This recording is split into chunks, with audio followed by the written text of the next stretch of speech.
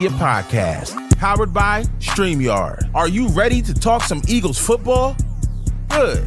Sit back, relax, and enjoy. Today's show is brought to you by Pablo Gary, the #1 Eagles fan from the DMV. Let's go.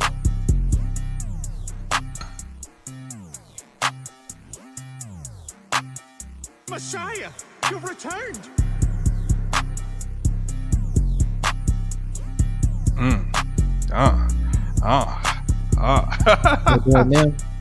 Yeah. What is going on, everybody, and welcome to a special draft recap edition of the Bird Gang Mafia. I am Pablo Gary, your #1 Eagles fan from the DC, Maryland, Virginia area, and I got my guy Moochie Robinson, Helen in Philadelphia. What's good with y'all? Yes, sir. Yes, sir. So before we get the show started, Mooch, I wanted to give a quick shout out to a few subscribers on my channel. And thank everybody who has been running over to Moochie Robinson's page and subbing him up and doing the same thing on my channel as well. We definitely appreciate it. Who do we have? I do want to shout out Falcon Fan Forever. Thank you so much, bro. For being a supporter of the Bird Gang Media channel. I do not take it lightly that you take time for your busy schedule and your family, whatever you got going on, to watch my content. So I definitely appreciate that. Who else do we have? Let me see. Who else do we have? Okay. Last but not least, we got the Nest out west with Philly Foothills. Thank you so much, bro, for subscribing to the channel as well. Really appreciate it. Moochie Robinson, how do you feel, man? The Philadelphia Eagles draft is over, and I feel like we're going to have a long, very, very detailed show about how we feel, this draft, kind of went. Yeah, but before I do that too, shout out to Lenny Endzone. He said, "What's up to me?" Then he said, "Nice to meet you, Pablo." You know what I'm saying? What's up, bro? Another Eagle content creator. He definitely he's good money. Then we got Too High Up, because what's good with you? Yes, sir. Too High is the bro. Got you. Okay, so definitely excited. After studying all these players from 1 through 7, they didn't do a bad job at all. First, of course, let's get into it with Deontay Smith, 6'1", 174 pounds. I mean, wide receiver, Heisman Trophy. Why not? Definitely worked with us. Can't wait for him to get to this offensive scheme, see what they do with him. Obviously, he should be starting when he comes in here. And on top of that, had them work out the other wide receivers, because obviously we did something. Well, they didn't do so good last year. But at the end of the day, it's brand new system, brand new coaches. I'm pretty sure it's going to be something special. Like I could feel it. You know what I'm saying? So, other than that, far as his route running, I seen his route running. I just got finished doing a video where, what's the guy, Mac Jones, on his pro day, he threw the ball. He was throwing the ball to him so much, he caught every pass other than all the other wide receivers. And then on top of that, he was running so fast, he had to stop and wait for the ball just to catch it. I mean, I could just – that's how excited I am. Like, and I don't want to keep on talking. You could chime in anytime, but it's like with Shane Stainage, I could see that the offense is going to be – he's going to have a 3 wide reset on the left side, 1 wide receiver on the other side. I could see one doing a fly, doing a button hook. And if Jalen Hurts can't find any of like Fulgham, Rhaegar, J.J. Arcega-Whiteside, he's definitely going to find Devontae Smith, because he's out there like a Marvin Harris, just like how you said a couple days ago. I remember you saying that. And then he compares himself to Devontae Adams and Kenyon Allen as wide receivers. So yeah, I definitely see that he's going to get like a touchdown every game, 1 touchdown. You know what I'm saying? That's how I see it. What I love about the Devontae Smith pick, right? What I love about the pick is, yes, Heisman Trophy winner. What Devontae Smith brings to the Philadelphia Eagles wide receiver room is He's a culture changer, right? Mm. And so we got to understand that, um, you know, when you have a quarterback like Carson Wentz, who comes into Philadelphia, comes from a small school. Carson Wentz came to Philadelphia, and it was all about Carson. You know what I mean? That's just my personal opinion. And Talk so, about it. you know what I mean? It was always all about Carson. He never could take any accountability. So Carson Wentz sort of changed the culture around Philadelphia, because it was kind of like in Philly, we work for everything. You know, we work for every single thing. You know what I mean? Shout out to K Medez, man. Shout out to K Medez. Um, um, Dickerson's injury hiss is really concerning. All right, so I know we kind of got a script, but I do want to address that. So Landon Dickerson, all right. For me, the reason why his injury is not concerning is because a month ago he had a video. I think Mac Jones was doing an interview, and here comes a 6'6", 366-pound Landon Dickerson doing cartwheels, right? Do you guys understand how healthy his knee has to be to do a cartwheel? Do you guys understand how much weight he's putting on those quote unquote injured knees to do a cartwheel? So for me, I'm okay with Landon Dickerson. I'm okay with Landon Dickerson because, number one, Landon, yeah, I know, 2 ACLs. Yeah, hold on. Shout out to Philly Talk Podcast, Philly Mike. What's up with you, bro? Like, yeah, he be getting into it. Yeah, But absolutely. And I get it, and I get the injury concerns, but Lander Dickerson, if you watch his tape, he is throwing guys around. Like, this dude was a legit first round pick. So for me, the Philadelphia they didn't have a first and a second round pick. They had a first and a first round pick. The Philadelphia Eagles, talent wise, have 2 first round picks. I don't look at it as first round, second round. When you look at his tape and when you think about his mental, I don't know what Nick Saban does with those players down in Alabama, but if you got a 6'6" beast of an offensive lineman who is throwing guys around his size now. We ain't talking about guys Devontae Smith size. He's throwing guys around at his own weight level. And then he comes into Philadelphia. He says, look, man, all I want to do is serve. Wherever the Philadelphia Eagles need me, all I want to do is serve. When I think about what our offensive line coach, Jeff Stoutland, when you think about what Jeff Stoutland was able to get out of Jordan Mailata, come on, guys. Jordan Mailata never played. He didn't even know what a football looked like. He never knew what a football looked like, and he has now turned Jordan Mailata to a legit. He could. Jordan Mailata could be, I'm not going to say franchise left tackle, but he could definitely be a starter in the NFL. And so when I look at this offensive line, you give me a Jordan Mailata, you give me a Landon Dickerson at left guard, you give me a Jason Kelce at center, you give me a Brandon Brooks at right guard, you give me a Lane Johnson. The Philadelphia Eagles all of a sudden have the best offensive line in the NFL. The best offensive line. And for me, I understand, not to be long with it, Moochie, I do apologize, but no, go ahead, talk. Talk. I do understand that everybody wanted JOK and Asante Samuel and all of those guys, but Asante Samuel was not graded on other teams' board as a first round pick. He went where people thought he was, a second round pick. He went as a second round pick. Everybody across the National Football League said that because everybody in NFL said the only reason Landon Dickerson fell was because of his torn ACL. So if I'm Howie Roseman and I'm sitting there looking at this dude doing cartwheels, see, the thing about it is, I believe Sidney Jones has put some fear in us. He's put fear in the entire Eagles fan base because it's like, oh, Sidney Jones, he's going to be that guy. He's going to be that guy. So then guess what? The Eagles, we were fearful. And what did fearful get the Philadelphia Eagles? Fearful got the Eagles getting torched for the next 10 years by DK Metcalf. DK Metcalf had injury concerns. He was there. Howie Roseman, oh, well, I didn't take DK Metcalf because of his injury history. Okay, well, all I'm gonna do is come to Philadelphia and torch every single cornerback, including Darius Slay. Hello, somebody, including Darius Slay. So, Yeah. for me, when you and we got to understand this, guys. I got to go to some notes because this is very important.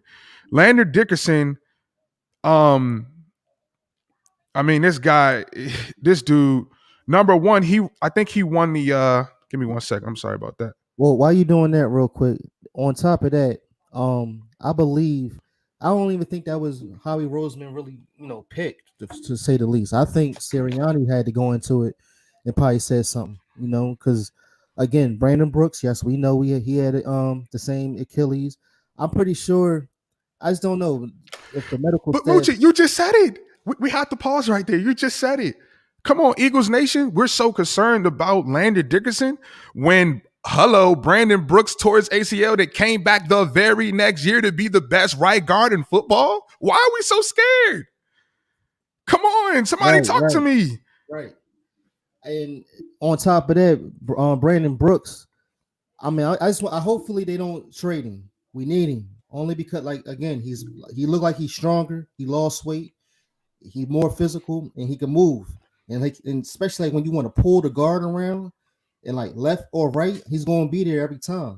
So I just can't wait to see this line. That's how excited I am. Landon Dickerson in 2020 was a first team All Sec, first team All American, and a 2020 Remington Trophy winner. For those of you who do not know what that the Remington Trophy Award winner is, that is given to the best center in college football. So what I'm saying is Jason Kelsey already told Howie Roseman in about a year or so I'm going to be submitting my retired slip. So Howie says, okay, well, we have the Philadelphia. See, the problem is we have been spoiled so much by Jason Kelsey's great production. We've been spoiled so much by Jason Kelsey. So what Howie Roseman is saying is, okay, guys, if we truly believe in Jalen Hurts, we cannot allow the center play to fall off that bad. Because if you lose Jason Kelsey, who do you replace him with? Howie Roseman says, yeah, I can have Asante, but guess what? Asante Samuel is not he is not as important to Jalen Hurts' development. See, we got to get guys in here that are important to Jalen Hurts' development. You want Lander Dixon. I mean, he's 6'6" as a center. You want somebody like him protecting Jalen Hurts and making sure that he has a clean pocket so we can see him develop. That's my only thing. That's my only thing. The Eagles are going to be losing Jason Kelsey in a year. And what Howie Roseman is saying, it was okay, guys, we have 3 first-round picks next year. We can get 3 of the best, cornerbacks next year. We need to shore up this offensive line. It doesn't make sense to say you want to see what Jalen Hurts is going to do for you for the future and then allow him to lose a Jason Kelsey. And now that offensive line goes back to collapsing week in and week out again. So at the end of the day, how is Landon Dickerson now? I mean, I see him walking fine. Like, is his legs cool? Is everything straight now? Because he did cartwheels, bro. There's a video out there him doing cartwheels. So I granted, if you get doing cartwheels and everything, and I just, when did he even hurt his Achilles? It wasn't this year. It was like 2019. Yeah, I think it was 2019. And if you go to the video and Philly Talk Podcast, I definitely agree with you. And I don't want to ignore the fact his injury list. But again, all I'm saying is I don't want to get DK Metcalf again, because everybody who did a scouting report on Landon Dickerson, you know who they say they remind him of? Quentin Nelson. Who is Quentin Nelson? Quentin Nelson is the best offensive lineman in the National Football League. Yeah. So if the Eagles pass on the best offensive lineman playing scared, look, scared money don't make money. Scared money don't make money. And the Philadelphia Eagles medical staff, Howie Roseman and his team, the scouts, they know that he's a first round pick. I don't know, man. Like, he's doing cartwheels. He's doing cartwheels, bro. No, that's facts. But don't we have a new medical system anyway? Like, medical team and all that anyway? I'm pretty sure we should be good. There's no reason to, and we can't think off of, all right, he had an Achilles he had an injury. He's going to automatically get an injury this year. We can't think like that either. I mean, Somebody said Hurts left before Landon started, but I see your view. Yeah, yeah, for sure. I didn't know that. That's great at the end of the information. day, he's still Alabama Tide. You know what I'm saying? So Yeah, yeah, and that's the thing, man. No, the Alabama, and that's why I said the ties down there run deep, man. You know, fact. once you're Alabama, you're always, Alabama, regardless. And we got like 4 players. Somebody just said they all from Alabama. But yeah, our medical staff was trash last year, but I believe we got a new medical training facility, not training facility, but personnel's this year. I think because after what was going on, I thought they let them go. I think somebody, I don't know how to pronounce his name. Yeah, Alcober, the analyst. That's that. Shout out That's a to you. Yeah. Yeah, absolutely. Shout out to you, bro. I think that's a great point, in perspective when you think about Landon Dixon's injuries and then you couple that with the Eagles medical staff. Now, that's something that I could say that could be concerning. So if I'm Howie Roseman, I'm not necessarily concerned about the player being injured. I'm looking at my guys and saying, hey, if we bring this guy in, can you guys get him where he needs to be? So it's in-house. It's in-house where we need to get our medical staff and our medical team together because I can't go another season seeing 20 Eagle players lined outside the blue tent. That's if we can keep it in house. You know how many chatty patties people like far as the locker room, like if we can keep that locker room straight and keep the door closed and not have all these Listen, reporters going there, you know what I'm saying? that's Trying to Carson, get bro. info. That was a Carson syndrome because Carson Wentz, and that's why I said I love that Howie Roseman brung in Alabama guys and guys that come from, organizations like that because they are culture setters. Can I tell you guys something? Landon Dickerson, book it. And book it, guys. Landon Dickerson is a franchise offensive lineman. Piece for the Philadelphia Eagles. Watch. He is a franchise cornerstone. And see, we focus so much about what he did on the football field. I have a question. What is it about Landon Dickerson? What is it about him that when he does get injured, the entire sideline, including scouts and coaches, runs to the field to show them their condolences? So what I'm talking about is emotional intelligence. See, the emotional intelligence that he brings to this, I want to know, do you have the mental when you do tear your ACL? See, we're focusing on the ACL so much. Do you guys understand how hard it is to bounce back from those kind of injuries? The sacrifice that you got to put in from those kind of injuries? So that's the guy I can get behind. 2 of them? Okay, cool. 2 of those guys? Come on, man. He's mentally strong, bro. He's mentally tough. And the Eagles got to get mentally tough because Carson Wentz, when he was here, we were weak. Philadelphia Eagles, we were weak because of Carson Wentz. You can't have your quarterback cannot be weak. He can't be weak. And Hurts hasn't showed that yet. Bro, he's not going to, bro. Yeah. He's not going to. But so you want to move on to third round, or you want to keep on? Can we talk about Devontae Smith a little bit more? Now Yeah, I know we know course. what he is, but Yeah. Of course we can talk about him. I think see people I'm hearing, well, the Philadelphia Eagles, I give them a C minus or a D plus for their draft. And I'm sitting here saying, no. Somebody said the Eagles reached for Devontae Smith. I saw that somewhere. So I say to myself, and Moochie and everybody in the chat, please help me out because maybe it's something wrong with my mind. How do you overreach for a Heisman Trophy winner? Whether he's at 6 or 10 or 12, how do you reach for the best collegiate player in football? The Eagles was able to extract the first round pick for next year and still land the best player in football. That's what the Heisman Trophy stands for, the best player in football. So it's fans out there who are just, I don't know, man. The Eagles, they reached. Okay. No, it's just I guess from the previous Heisman Trophy winners, like I guess some of them didn't succeed, but we just gotta be patient and we just gotta understand what we're doing. As far again, it's new coaches. If it was Doug Peterson And if we still had, I can't think of the coordinator that he had that we didn't like, because we've been through like three coordinators already that wasn't up to par. So if we still had Carson, I'm sorry, if we still had Doug Peterson, then yeah, okay, we could think about that. But we talking about Nick Sirianni, we talking about Shane Stanage.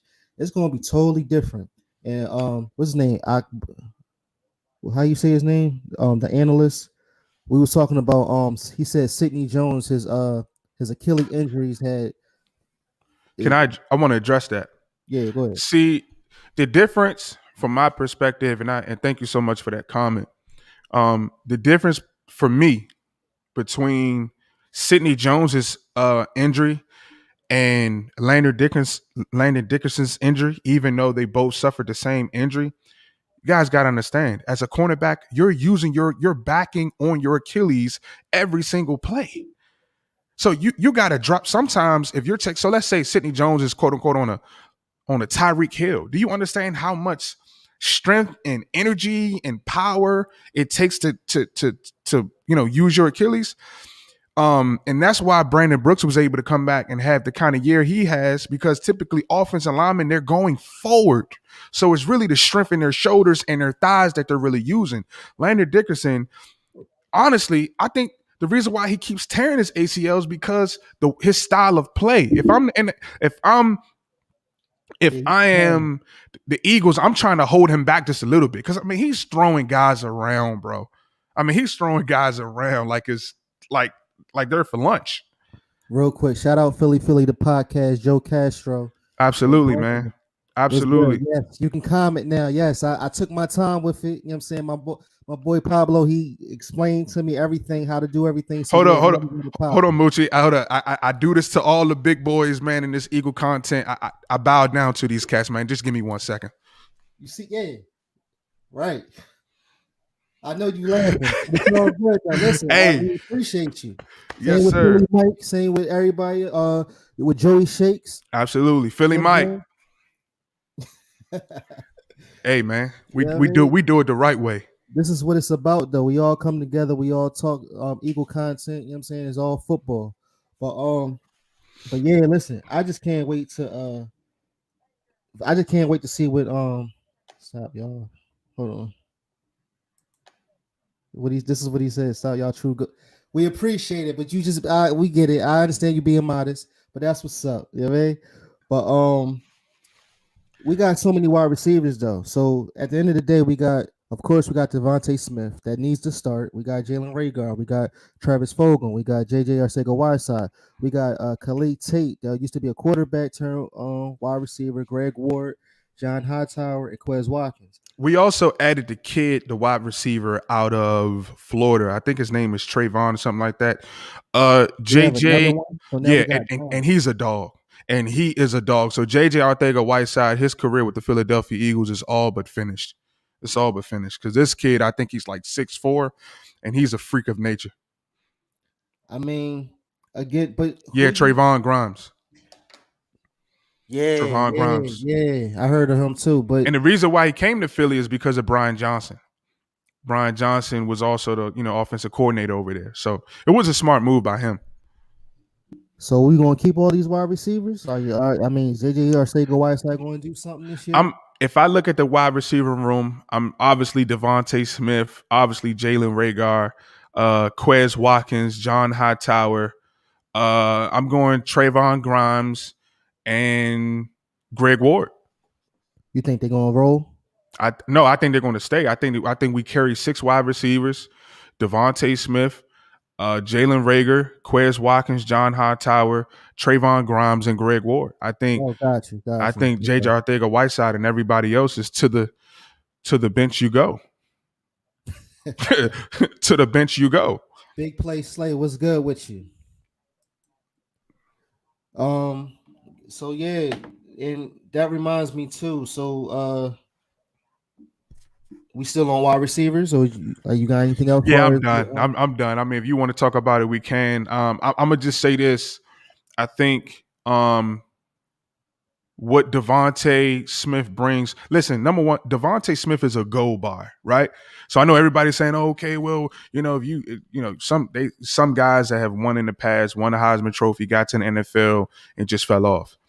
Devontae Smith is a gold bar. He is not going to come to the NFL and magically, just lose his skills, his magic, like the Space Jam. It's not going to happen. This kid he's a real deal, bro. Well, He's a look, real deal. I just can't. So we are going to have preseason games too, though, right? Yeah, I hope so. Because I'm excited for preseason because all of those draft picks that we made yesterday, all those defensive linemen and all of those guys, I want to see what they do. That's going to be their time to shine. All right. Well, let's move on to round 3. So round 3, we got Milton Williams, defensive tackle from Louisiana Tech, same school that Boston Scott came from. Now everybody looked like it. Well, Howie was the one. He was in the, he was in the room fist pumping everybody until he got to that last guy. That guy, he like, man, get the hell away from me. You know what I'm saying? He still fist pumping though. What do you think about that? What do you think about that pick? Well, I want to talk about the whole. I think a lot of people are blowing it out of proportion. I think if you had a camera and every team's war room, you will see some guy, some scouts upset. I mean, that's just natural. Some guys say, "Hey, this player A is better than player B," right? So, what I will say to that, though, is the Philadelphia Eagles, we got to start keeping our stuff in house, man. We do, man. Like we got to clean it up. We got to clean it up because the Carson Wentz situation, the Jalen Hurts situation, all of that stuff, we just got to get back to an organization where we deal with our stuff in house and nothing gets outside. But Milton Williams, if I'm being honest, had no clue I never knew he existed until the Eagles drafted him. You know what I mean? Yep. So I didn't even know he was alive. But when I looked at his tape, I like his motor. And that's really a theme that I see amongst the Eagles draft picks is all of these guys have motor. All of these guys are relentless.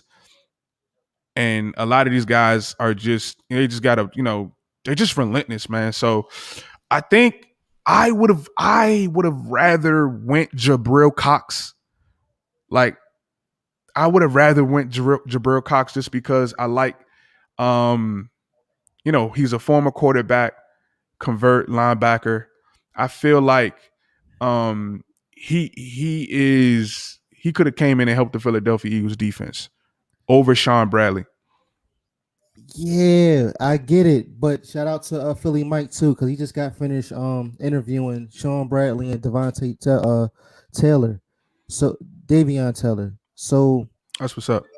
but this the thing. This is their second year. I'm pretty sure now that they see that we have a linebacker, and because they got Eric Wilson, I'm pretty sure they're going to do something now. Because I remember Sean Bradley saying one thing. He said, in his scheme being at Temple was always see the ball, get the ball. Now he said once he's in the NFL, there's so much you gotta look at because at the same time we at the sidelines looking out. We and every time something happened, we always say, "Well, I would have did this, I would have did that." Or how come he ain't pushing to this side? Or I mean, again, we're home and we're saying you need to push him, you need to go up. Right. You know what I'm saying? So now, once they're inside is a whole different, stature, different, you know what I'm saying? And then on top of that is way more different plays. And so I say it to say this. When I first seen Sean Bradley and Taylor, I was like, oh man, these bulls is butt cheeks.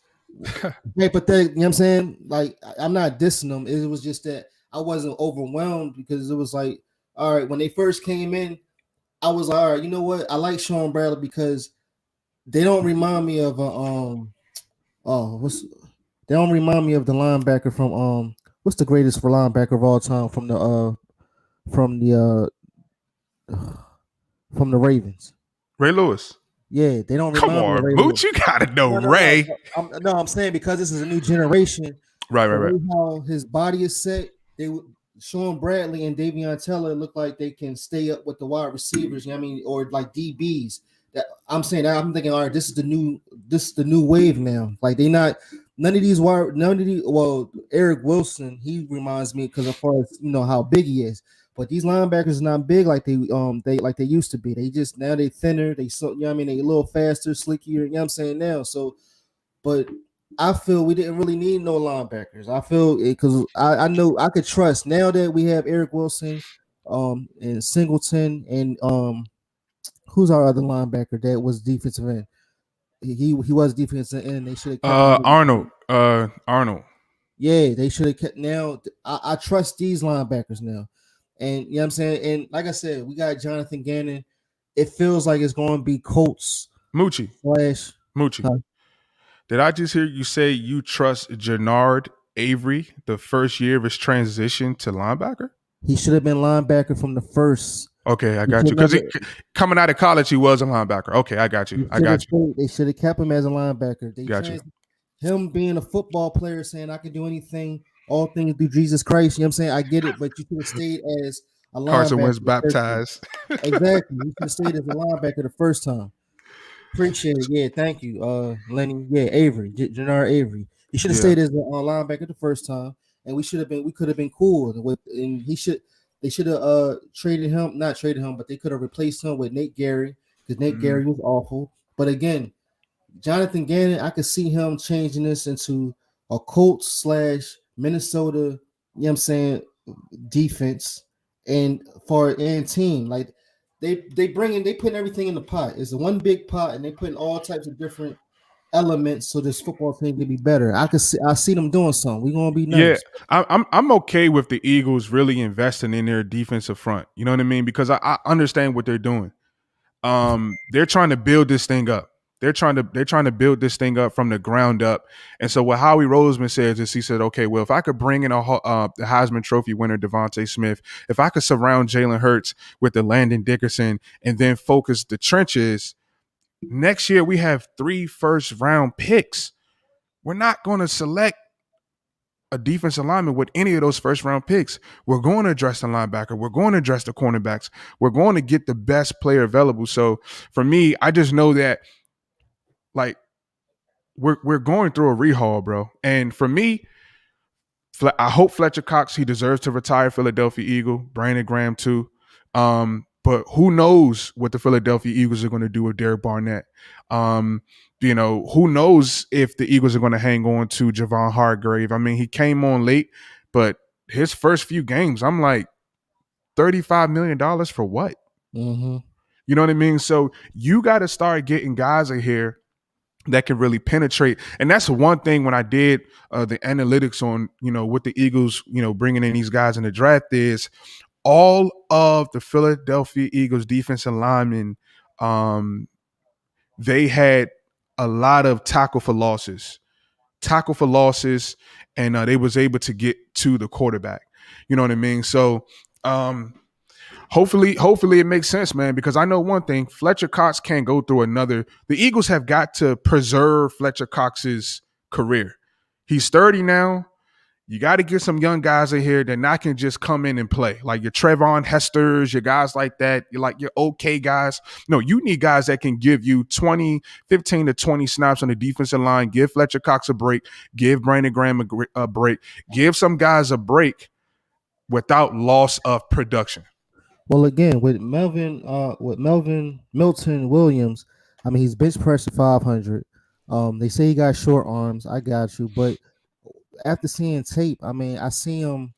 He got speed on him. He's getting by defenders and everything. Every video that I've seen, he's getting to the quarterback. This is what I mean when I say far as the defensive line. Yes, we are old. They're in their 30s. It's been games where you know how when it's on third and longs and we need that sack, we don't get it. They're almost there. Derek Barnett almost be there. And he tried to get a handoff. Now, I appreciated him doing that in 2017, but you got to do that every year.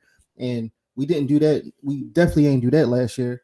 So with these defensive ends, with the Milton Williams, and I'm gonna just skip some as far as it's going into the later rounds when we got Trayvon Jackson and Milton. Oh man, Tulupu, you know what I'm saying? Like they're getting like they're only 21 and one is six. They both 6'2". One is 308. The other one is 260. I mean, they're bolting right through. And I get it. It's college. They're not in. They're not here yet. But again, you know how like I used to work at Walmart, right? Mm-hmm. Long time ago. When I used to work there, it wasn't like I could do whatever I wanted. The manager always tell you, listen, you gotta do this, you gotta do that. Yeah, but in my mind, what if we can do this? Maybe we can do that.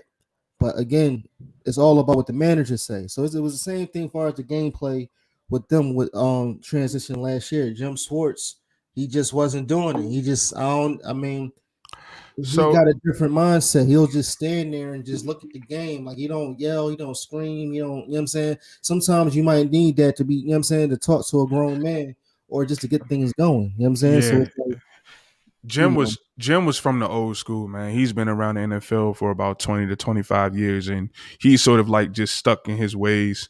K yeah, we Medez, won't get into that. yeah, and we could transition to that if you want to, Mooch, the kid out of Memphis, the running back. I'm excited about him because, Kenny Gainwell. yeah, Kenny Gainwell. I'm gonna be quite honest, guys. Boston Scott is not it. I mean, can we stop lying to ourselves? He's a great special teams guy. I mean, you love to see somebody like him have success, because traditionally the NFL. Rock the artist, what's going on, bro? Traditionally, the NFL says guys under 5'8", can't have success, and so, you know, but come on, bro, like We Boston giving Scott, grades now. yeah, But man, so when I look at Kenny Gainwell, he opted out last year. The year before, it was one game where he had 100 yards rushing and over 200 yards receiving. mhm. Like that's crazy, bro. So to get a Kenny Gainwell, Kenny Gainwell, pretty much he says, I'm gonna come out there and punch you in the mouth. He's different, bro. Kenny Gainwell, I'm gonna be quite honest. I'm more excited about Kenny Gainwell than Devontae Smith. I'm just gonna tell you the truth because we know what Devontae Smith is gonna do. But that Kenny Gainwell, book it. Kenny Gainwell and Miles Sanders will be the tandem for the Philadelphia Eagles to come. So then how Watch. you feel about these other running backs? We got Who? yeah, I know. Huntley. We got Atkins. They just signed him to a 2-year. We got Jordan Howard. That's going to be a monster, but I'm pretty sure he only going to probably play for 1 year. We're not sure yet. We got too many running backs. You know what I'm saying? So My thing is, if Huntley, I don't like at all. I'm gonna tell you right now. I never liked yeah, him. he's too he tap dance too much. Ooh, da da da da da. Like when he runs with the rhythm, it's white 80, hand it off, da da da da da da. No, what I love about Kenny Gainwell, he sees the hole, he hits the hole, he's gone. He's gone. Yeah. And K Medez, I agree with you. Jordan Howard is done. Like he's, in my opinion, he might as well turn into a fullback. I'm gonna be quite honest. Okay. No, I give you that. Okay. I was about to say he's not. He's only 26. He just didn't get the proper. I don't know. No, the Eagles gave him a shot, bro. They gave him a shot. He's too slow. He lost it. Yeah, but He lost it. he's still hard to take down though. You can. I never seen him. Well, in the Eagles offense, I never seen him get brung back. You know what I'm saying? Like if he need the extra yard, 2 yards, we can get that with him.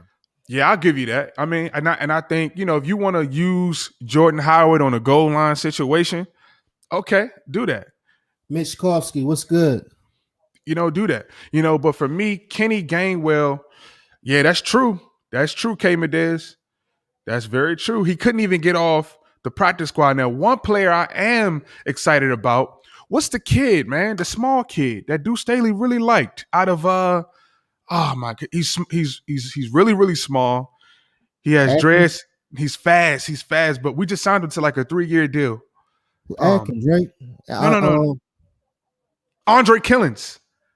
Adrian Yeah, Killens. Adrian Killens. That's what Man, I'm sorry. if they don't put That's what I was Adrian, talking about. Yeah. yeah, if they don't put Adrian Killens on a linebacker and call it a day, that's the stuff that Doug Peterson did that I never could understand. Doug Peterson, if you're a Super Bowl winning head coach, why is it that the fans at home know that it would probably benefit the Philadelphia Eagles offense if you put Adrian Killens on a slow linebacker? Like, Yeah, but the only thing, well, they could have used him more. You're absolutely right on that. But he didn't really do much in that 49ers game. Like he couldn't get around the sideline. He couldn't go up. Like he kept getting stopped. And I was like, wow, like what's You're I talking about mean, Adrian Killins? yeah, Okay. Okay, cool. He's a rookie. It takes him time to get used to the speed of the NFL. But can I ask you a okay. question, Mooch? Go ahead. If Moochie Robinson was a head coach for the Philadelphia Eagles, I guarantee you would have said, okay, you're not getting it on offense, but I guarantee you would have put him on special teams at the minimum. Facts. Yeah. Why? Can I ask you, why is Yeah, of course. Boston Scott get it? This all he doing? What's this? What's that joint he did when he scored? He did it with Yeah. dude. Give me Adrian Killins back there, bro. Exactly. Lenny, that's what I'm saying. You can always get him on short yardage situations instead of having because like last year, was he here? Yeah, last year they will always have see Doug Peterson always tried to do those mind games, but it never worked. He always had trying to do quarterback sneaks. If you just give it to Howard, he'll just give you the 2 yards and call it a day. Bring him back over to the sideline, had him relax. So Yeah, I'm okay if the Eagles are going to commit to Jordan Howard in that role specific. Oh yeah, I mean you keep him because it always you can never go wrong with having somebody that can punch it in every single time. So I'm not saying I don't want Jordan Howard on this roster, but when you talk about building camaraderie, when you talk about building a continuity. I mean, what are we going to commit to him long term, or what are we going to do? Because if we need a fullback that's going to give us an extra yard, then let's go get that. Playing around with Jordan Howard I just don't understand how it benefits his team. oh man, I done forgot all about Corey Clement too. Yeah, like that's Wow. what I'm saying. So and he's still on the team. You know what I'm saying? So it's like, Corey still on the team? yeah, isn't he? Or did they No, let him no, go? they didn't re-sign him. Corey Oh, Clement is no cool. longer. Yeah, Oh, no, all right. I didn't know he that. gone. All right. I Yeah, see. I thought he was just hanging around. So he's like a free agent, I guess. yeah, he's no Until longer with further the Philly. notice. Until further notice. Okay. Bro, I thought he was still on the team. Like that's how, you know what I'm saying? He said to further notice. You're wild, bro. Hey, no, I'm not. Listen, no, I ain't mean it like that. But I'm just saying, like, far as like he was wonderful in 2017, but ever since then, he couldn't do nothing. He couldn't. But he's a top dancer too, man. He majored in he You don't hit the hole, bro. Yeah, but don't his legs be like that though? You know what I'm talking about, right? It's almost like he's running in place. It's like Yeah, every time I see him, yeah. he's touching the offensive lineman. I'm sure they're like, bro, can you please go? Like, why are you touching me? Go run. The hole is open, bro. Pause. Hey, yo. Oh man, then I forgot about Holyfield. Like, come on, like Man. yeah, but they should have gave Holyfield a chance though. Still didn't move up in depth chart. Yeah, he was worth more than Howard. Yeah, See, they say you should follow you. You can really tell if a team is really interested in the guy based off of. we ain't seeing him play yet though. That's No. But that's true. That's true. But my thing is, the Philadelphia Eagles never believed in Holyfield. He was a guy. Because if you look at his contract, they only gave him I think it was a $50,000 contract with $10,000 guaranteed. He didn't make no money. Look it up, bro. I'm not making this stuff up. Man, Follow the money. You guys gotta research this stuff. Follow the money. The Eagles didn't. I think they put $7,500 in a Wawa gift card in his back pocket. He was a camp body, bro. Okay. He is. No, I get you, bro. Holyfield is trash, bro. I'm sorry. Hold on, Moochie. Let me say this. The only reason I'm going to tell y'all the truth. The only reason why Holyfield is on his team is because of his father's last name. The only reason why he even got his shot is because of his father's last name, bro. Let's tell the truth. But if that was the case, they should have kept putting him in. They wasn't giving him playing time. That's why I didn't understand. They should have just put. I wanted to see how he was doing. I don't know about that. Listen. If what's his first name? I really want to respect him. What's his first name? Because I only know his last name. Like if Holyfield's last name was Smith or Rogers, he would not be on his team, bro. Let's just tell the truth. Yeah, but if his last name is Holyfield and it's only because of his father, you would have gave him more playing time. Me being a Foxing fan, and and he got his ear bit off and everything. Let's put his son in. You know what Nah, I'm you saying? got a point. That's a You know good what I'm point. saying? That's a good point. Elijah Holyfield. Yeah, Elijah Holyfield. I mean, but I think it was when no, the Eagles gave him they gave him an opportunity. I just think he didn't do he didn't do anything in training camp. I don't think he did anything No, in training camp. he had Because remember when Miles Sanders went down? yeah, Why did they not? yeah. Adrian Killins got in before Elijah Holyfield, and Elijah Holyfield was rocked up. So what does that tell you? And that's facts but it was a time when it was like he was active, and then he was active, but he was on the sideline the whole entire time. Yeah, Until further notice. I got you. Yeah, I got you. Yo, you're wild, bro. He said I put until further notice. Yeah, K, yeah. Pause. But I get what you're saying. You're definitely right. Hey, Caleb Dance, he know what I'm talking about when I say pause. Yeah, I got Yeah. you. But so look, so at the end of the day, like this whole drafting.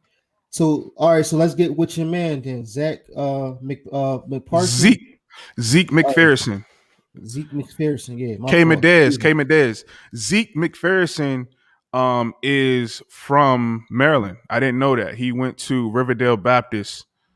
I'm trying to read. Killings was on special teams and took a single screenplay for a massive loss.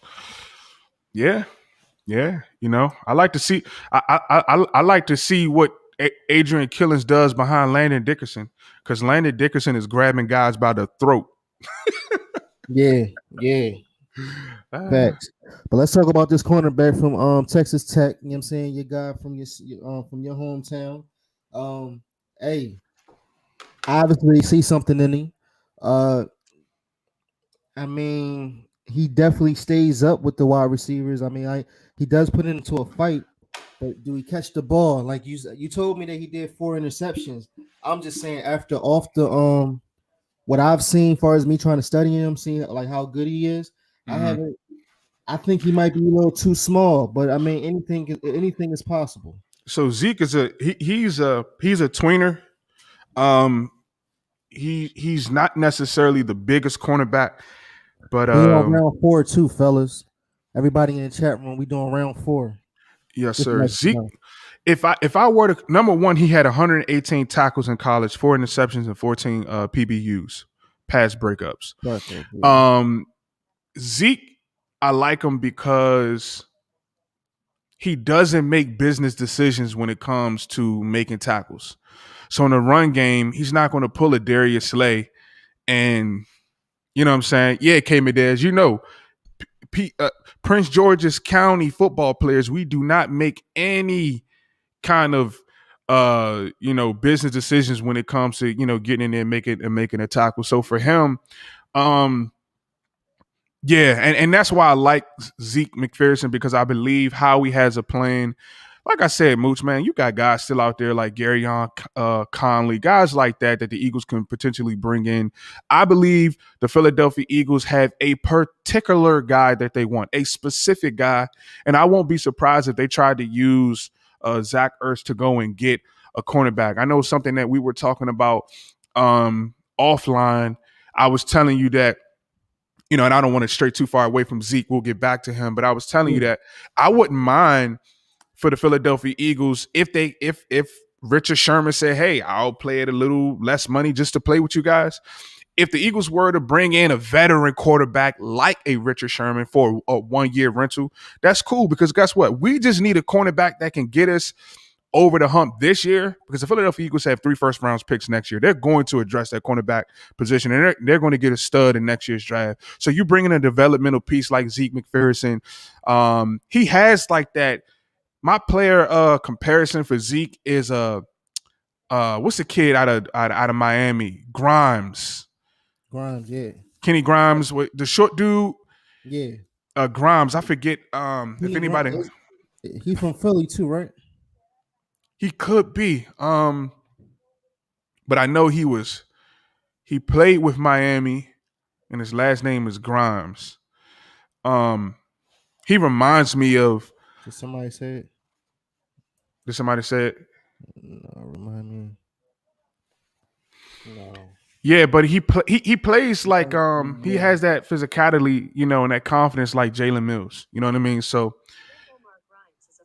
Brent Grimes. yeah, Brent Grimes, Yeah. absolutely, Oh, Brent yep. Grimes. So he's smaller, he's feisty, he's physical, and really that's all you can ask for when you're talking about picking in the fourth round. If you could get a player that's not afraid to make tackles, a player, that's feisty, physical, at the point of attack, that's not afraid to get out there and do what he has to do.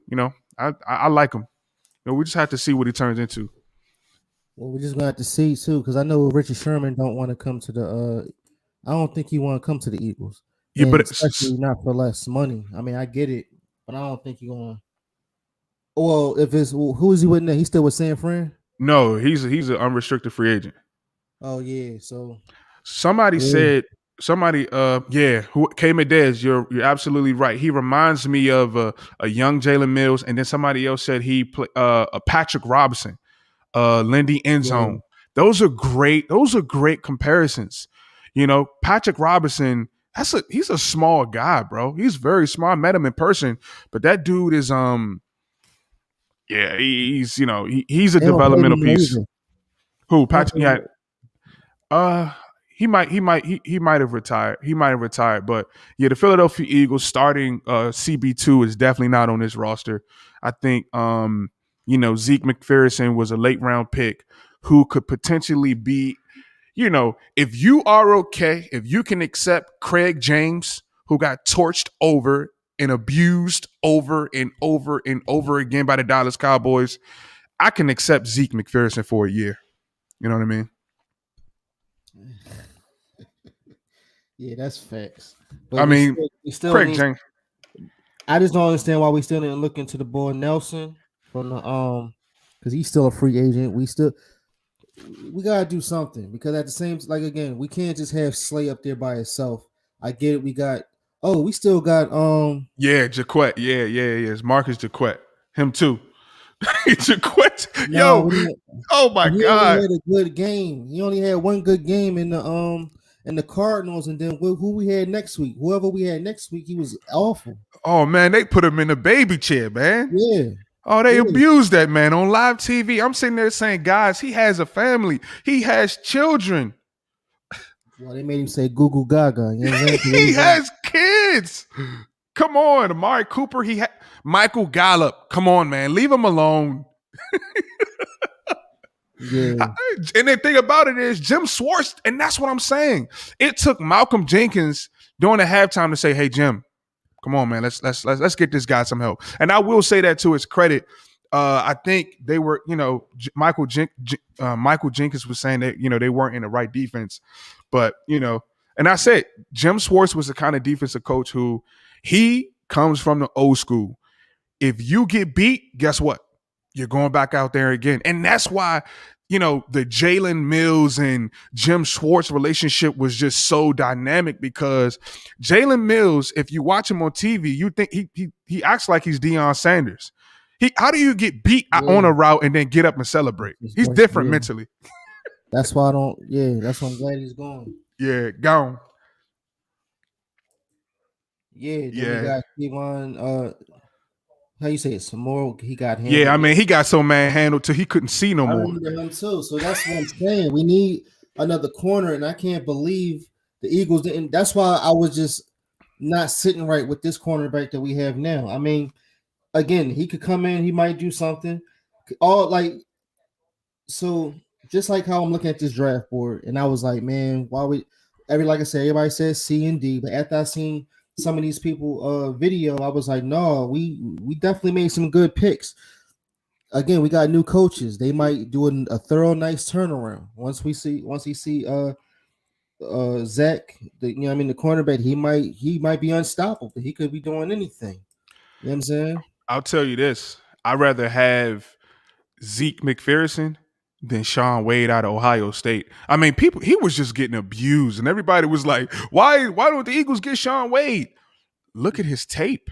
Yeah. I mean, he was getting abused. He was getting abused by Clemson's third receiver. I mean, I'm glad we didn't take Sean Wade because that would have been a bad move. Can I just say this for those who are watching right now, and I may take a hit for this later on if he gets burnt, like Bradley Fletcher used to get burnt. But he's from Maryland. I'm from Maryland. Let's just give him a chance. Let's just give him a chance. The thing about Tate Godwin is he's 6'2". He reminded me of what's the guy? Number 26 that we signed years ago. Kerry, what's his name?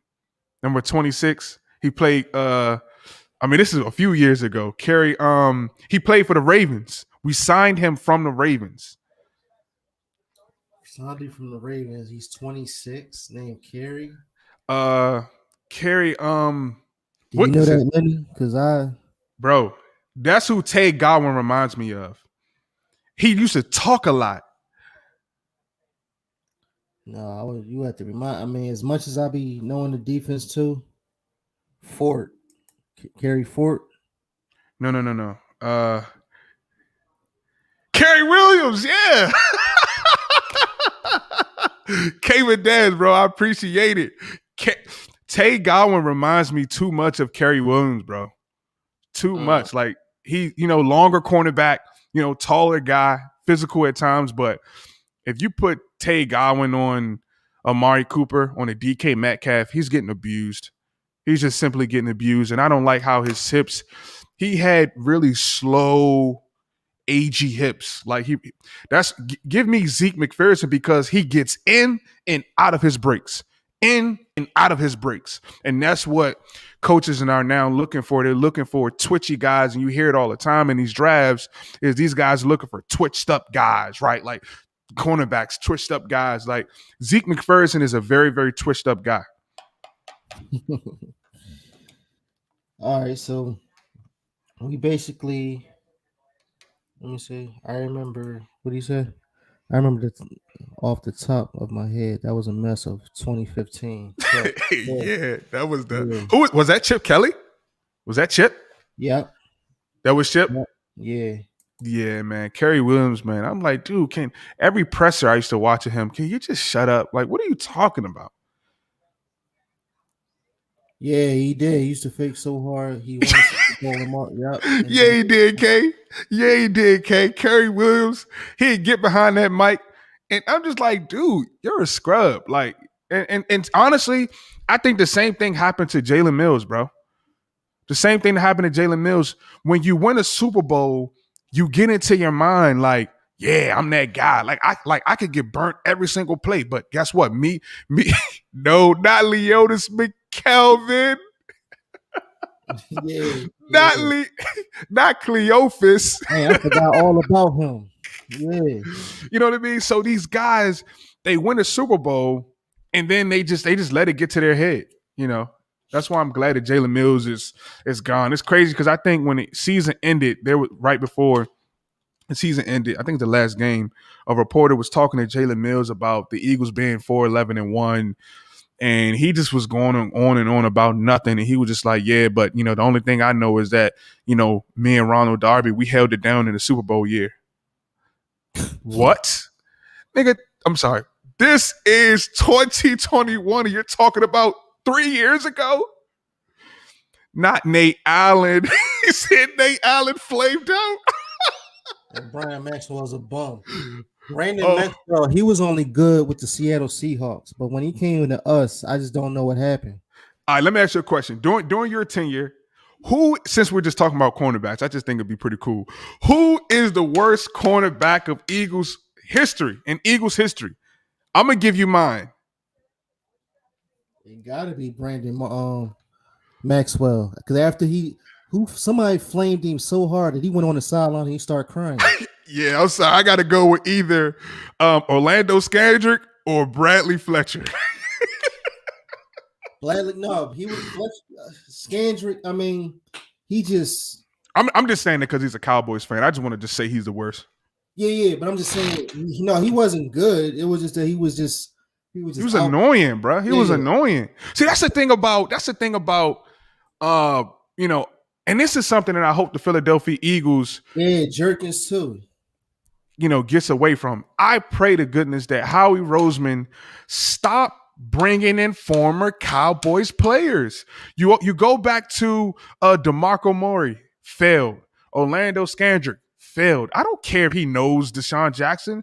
Stop bringing in former Cowboys players. It does not work, especially when you're talking about, Cowboys players that was drafted by the Cowboys. These guys have, given their blood, sweat, and tears to that organization, and you bring them to Philadelphia like that's the thing to do. I think the only reason why they do that is I guess they would think if we bring Cowboys over to the Eagles, they will help us beat out the Cowboys. But okay, Orlando Scandrick. Let's talk about Orlando. What did he offer? What did he offer to the Philadelphia Eagles? Nothing but the only thing he did was that interception with the Jets, and he ran it in. But then he was just a snitch, though. He was a chatty patty too, because he was just doing too much. That's what I'm saying. And that's what the Eagles get. That's what the Eagles get. That's what Howie Roseman get. So he came into our home, the Philadelphia Eagles. We talked about him too. Yep. Yeah, Kerry Williams. So he comes into our home. He runs. He grabs all of our information, tells our business. But can I be honest?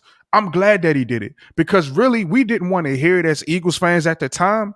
But he was telling the truth about Carson Wentz. He said, when the house is burning, you know what I mean? He said, where there's fire, it's burning. He told, Skip and Shannon, look, the Philadelphia Eagles, they're not right in there, man. Yeah, I get that. Lyndon Endzone said DeMarco Murray was exhausted by Dallas, who came to the wrong scheme. That's why he was a disaster. I get it. I just said, for me, we're talking about the city of brotherly love. If you are drafted by the Dallas Cowboys, they teach and train their players over there to absolutely hate the Philadelphia Eagles. You do not have a change of heart when you come over to Philadelphia and sign a contract. They hate us. We hate them, and they hate us. Period. So, but the only thing, like, again, we got new coaches. So the locker room should be brand new. And if it's still people saying something, that means it's somebody within the team, or if somebody just butthurt or something about something. We would have, man. We would have never. The locker room went sour. It grew sour because of Carson Wentz, bro. You had Carson Wentz was the center of all the problems. Why? Because nobody could check him. Nobody could tell Carson Wentz nothing.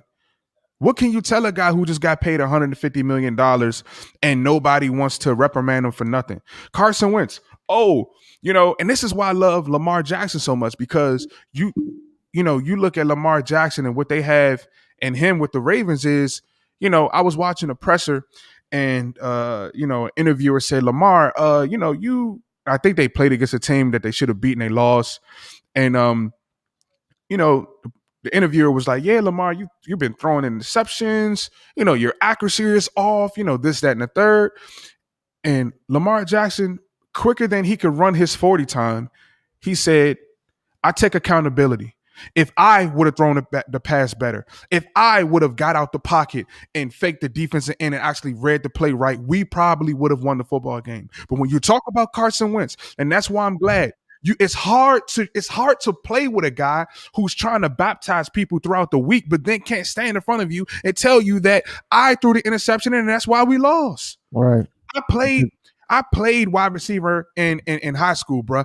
If my quarterback if I ran a route and I came back to the huddle and he missed me, bro, he would say, hey, yo, that's on me. I got it. You know what I'm saying? I'm going to try to, do it right the next time.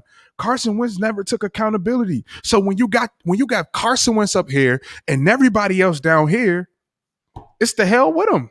All Carson Wentz would say is, I just got to look at film. Yeah, we didn't. No. What Carson Wentz... Yeah, right. And what Carson Wentz would say is, Carson Wentz, you threw an interception and you guys lost. So what do you think about that? Well, I want to talk to you guys about my audience of one and thy kingdom crumb, and we got to get better. And this man Carson Wentz said we and the coaches have to do better. How do you tell a freaking coach that he has to do better? Who are you? Like you said, a man that got 150. 150 mils and nobody could. And that's why I love Jalen Hurts, because he has all the talent in the world. But you see, he's all in Doug Peterson's face like, hey, coach, what can I do better? What do you want me to do? When I saw Doug Peterson and Jalen Hurts, and we're going to get back to the draft, I do apologize for switching gears here. But when I saw Jalen Hurts and Doug Peterson, I saw a guy who was willing to be coached. I saw a guy who was humble. See, Carson Wentz, I'm a man of faith. If he says he's a man of faith, cool. But it's like, bro, you're faking, bro. You can't be a man of faith and then not own up. I mean, my thing is, he's mentally weak. If somebody pays me $150 million as a starter, I'm going to mind my business. Why do I care who the Eagles draft? Why do I care who they bring in? That's how mentally weak Carson Wentz is. You pay this man over 100 million buckaroos, and he can't focus on himself. Man, get this kid out of here. Yeah. Get this kid out of here. The Philadelphia Eagles, that was the best thing that could happen to us, because it was Carson Wentz and the Philadelphia Eagles. Now it's the Philadelphia Eagles. Yeah. We're back down to that. Well, that's why we don't gotta go through that no more, Lenny. You know what I'm saying? So everything is brand new. I'm glad Carson Wentz is going, to tell you the truth, because he's going to put everything that he did here, he's going to throw it over there, over at the Colts. You know what I'm saying? And just because he feel comfortable, something is going to go wrong. Something's going, like I said, he can't keep the ball up. You know what I'm saying? Like, I don't want to talk too much about him either, but I don't know. Hopefully, I do want him to play well though, because I wanted to get that first round round pick. This is what I say to Carson Wentz, and honestly, I promise you, this is the last time I even talk about him, because I'm on the Jalen Hurts. Carson Wentz is old news. Could care less about him. Hopefully, he plays well this season so we can get our first round. But I'll just tell Carson Wentz, if you ever see this live stream, wherever you are, I want to tell you this: the grass is not always greener on the other side. That's facts. So the Colts just drafted a quarterback, so let's see how you handle that. Well, as far as the round 2, right? We was at we did talk about, we was in round 5, round 6. We did talk a little bit about Marlon and Tayron. What do you think about Jacoby Stevens? They got him listed as linebacker, but he's a defensive back though, right? Yeah, this is what I love about Jacoby Stevens. So he wore the number 7, right? And for those who keep up with LSU football, guys that wear number 7 or that are selected to wear number 7 in LSU, those are guys who are your team captains. Those guys are considered the best player on the team. Who wore the number 7? For the LSU Tigers? You're talking about guys like Patrick Peterson, the Honey Badger, Benny Logan, who the Eagles drafted. You're talking Jamar Chase actually was supposed to wear the number 7 this year, but he opted out and just, so he just deferred the number. So this is a kid who he wore number 3, but he, his team voted him number 7. And to get somebody, let me say this, and this is why I love the Philadelphia Eagles draft, is because out of 9 guys that the Eagles drafted, 6 of those guys that the Philadelphia Eagles brought into this franchise were team captains.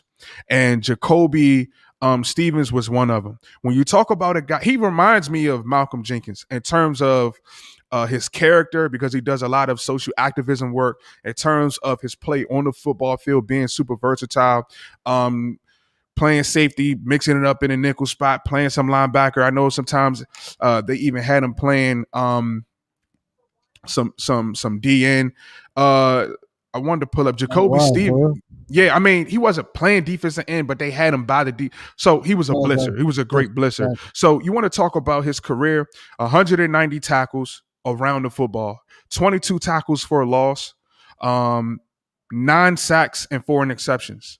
So he can do a little bit of everything. And honestly, if I had to pick 3 guys that I'm most excited about outside of Devontae Smith, it would have to be Jacoby Stevens, Kenny Gainwell, and Landon Dickerson. I just believe to get a team captain in the 6th round, to get a guy who was the captain for the LSU Tigers in the 6th round, he can really mix it up. And the Eagles have always drafted well when we took players late in the draft. You think about Jalen Mills. Jalen Mills, I mean, I know I, kind of threw him some shade early, but I was just really joking. He helped us in the Super Bowl. You talk about Benny Logan. He, gave us some very, very solid years. The Philadelphia Eagles do very, very, very well when it comes to drafting LSU players, especially in the later rounds. I think he's going to be an absolute beast for this defense. I think he's going to be a player who Jonathan Gannon can say, hey, I need you to line up and line back on this play. Could you now go back and play some safety on this play? We're going to throw you a nickel on this play. We got we're going against a bigger wide receiver, so we need you to kind of get in his grill and use your physicality to stop him from making any plays on our defense. So I am really extremely excited about Jacoby Stevens. His character, his versatility, and his leadership is bar none, man. When you wear the number 7 at LSU, you don't get that just because you put in the work, and he certainly put in the work, and I expect him to put in the work in Philadelphia as well. Well, we still got Andrew Adams as safety. We got Harris. Am I saying from Anthony Harris from Vikings? So we got all these safeties, but again, we don't have corners, and the corners that we have are bad. Like Greg James. I mean, I get it. They said the reason why they had Craig James up there was because he did well in practice. I understand that. I mean, get your money or show them what you can do. But then when you get into actual games, it's been one play where he'll maybe knock it down or he'll be right there. Cool. But then you got to do that consistently every single play. And we're not getting that. So that's, yeah. You might be right too, because just to get off a little bit of subject, I guess, like you said, they might be doing that with Zach Ertz. They might be trading Zach Ertz to get a corner, but they need to do something. They got to do something fast, or maybe on somebody. Because again, he was supposed to get drafted on the draft. He didn't. So now what's going on? See, my thing when it comes to cornerback, I'm not panicking, bro. I'm not panicking because if we're going to be honest with ourselves, and I think we owe it to ourselves, and I think we would be doing this franchise a disservice if we lied to ourselves and said the Philadelphia Eagles was going to make the Super Bowl this year. We're not making the Super Bowl this year. There's certain things that has to happen for you to make the Super Bowl. You have to have a certain energy, a certain we're not making a Super Bowl. So I really could care less who the cornerback, who CB2 is right now, because I know we have 3 first-round picks next year. The Philadelphia Eagles will, and you guys gotta understand, we don't know what their draft board looks like. We don't know. Their scouting department probably told Howie, hey, I know you can get Asante Samuel, but there's this other kid coming out of Ohio State that he's going to be the next Deion Sanders. So we don't know if the Eagles value somebody for next year as opposed to this year. And, the Eagles, we're cash strapped this year. So the NFL is about business, bro. And the Eagles are making, financial business decisions. It's not just about bringing all of this talent in. It's okay. Because Darius Slay is making a lot of money, bro. He's making a lot of money.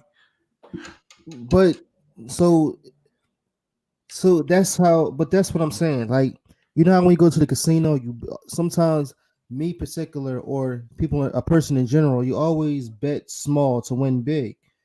But at the same time, if this is only if me and you, we're talking, so we just talking and we don't know what they're doing. It's like they must have a plan then, I guess, to get another cornerback, because out of what I'm seeing in this draft, it's not a bad grade.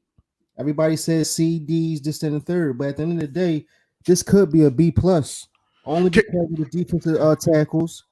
The only thing that I think that we messed up on was the cornerback. But I mean, that's your guy. He's from your town.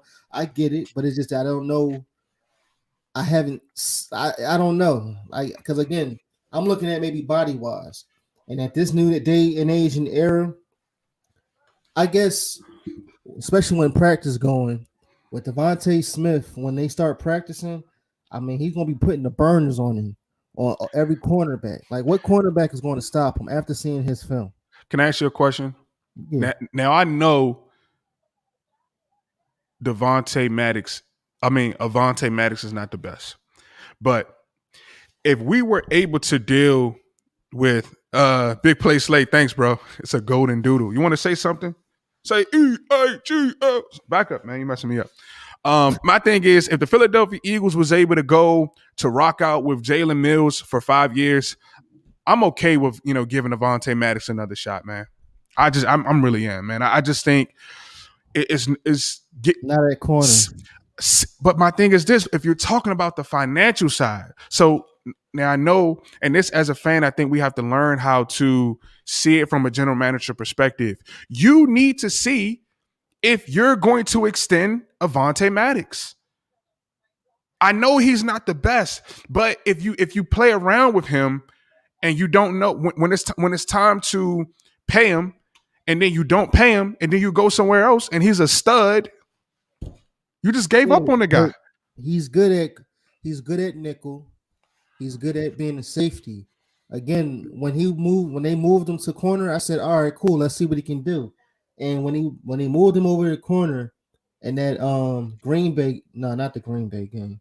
It was another, I don't know, but as soon as he was in the stance, going back, he was jumping around too much. And when jumping around too much, the wide receiver already done passed him now.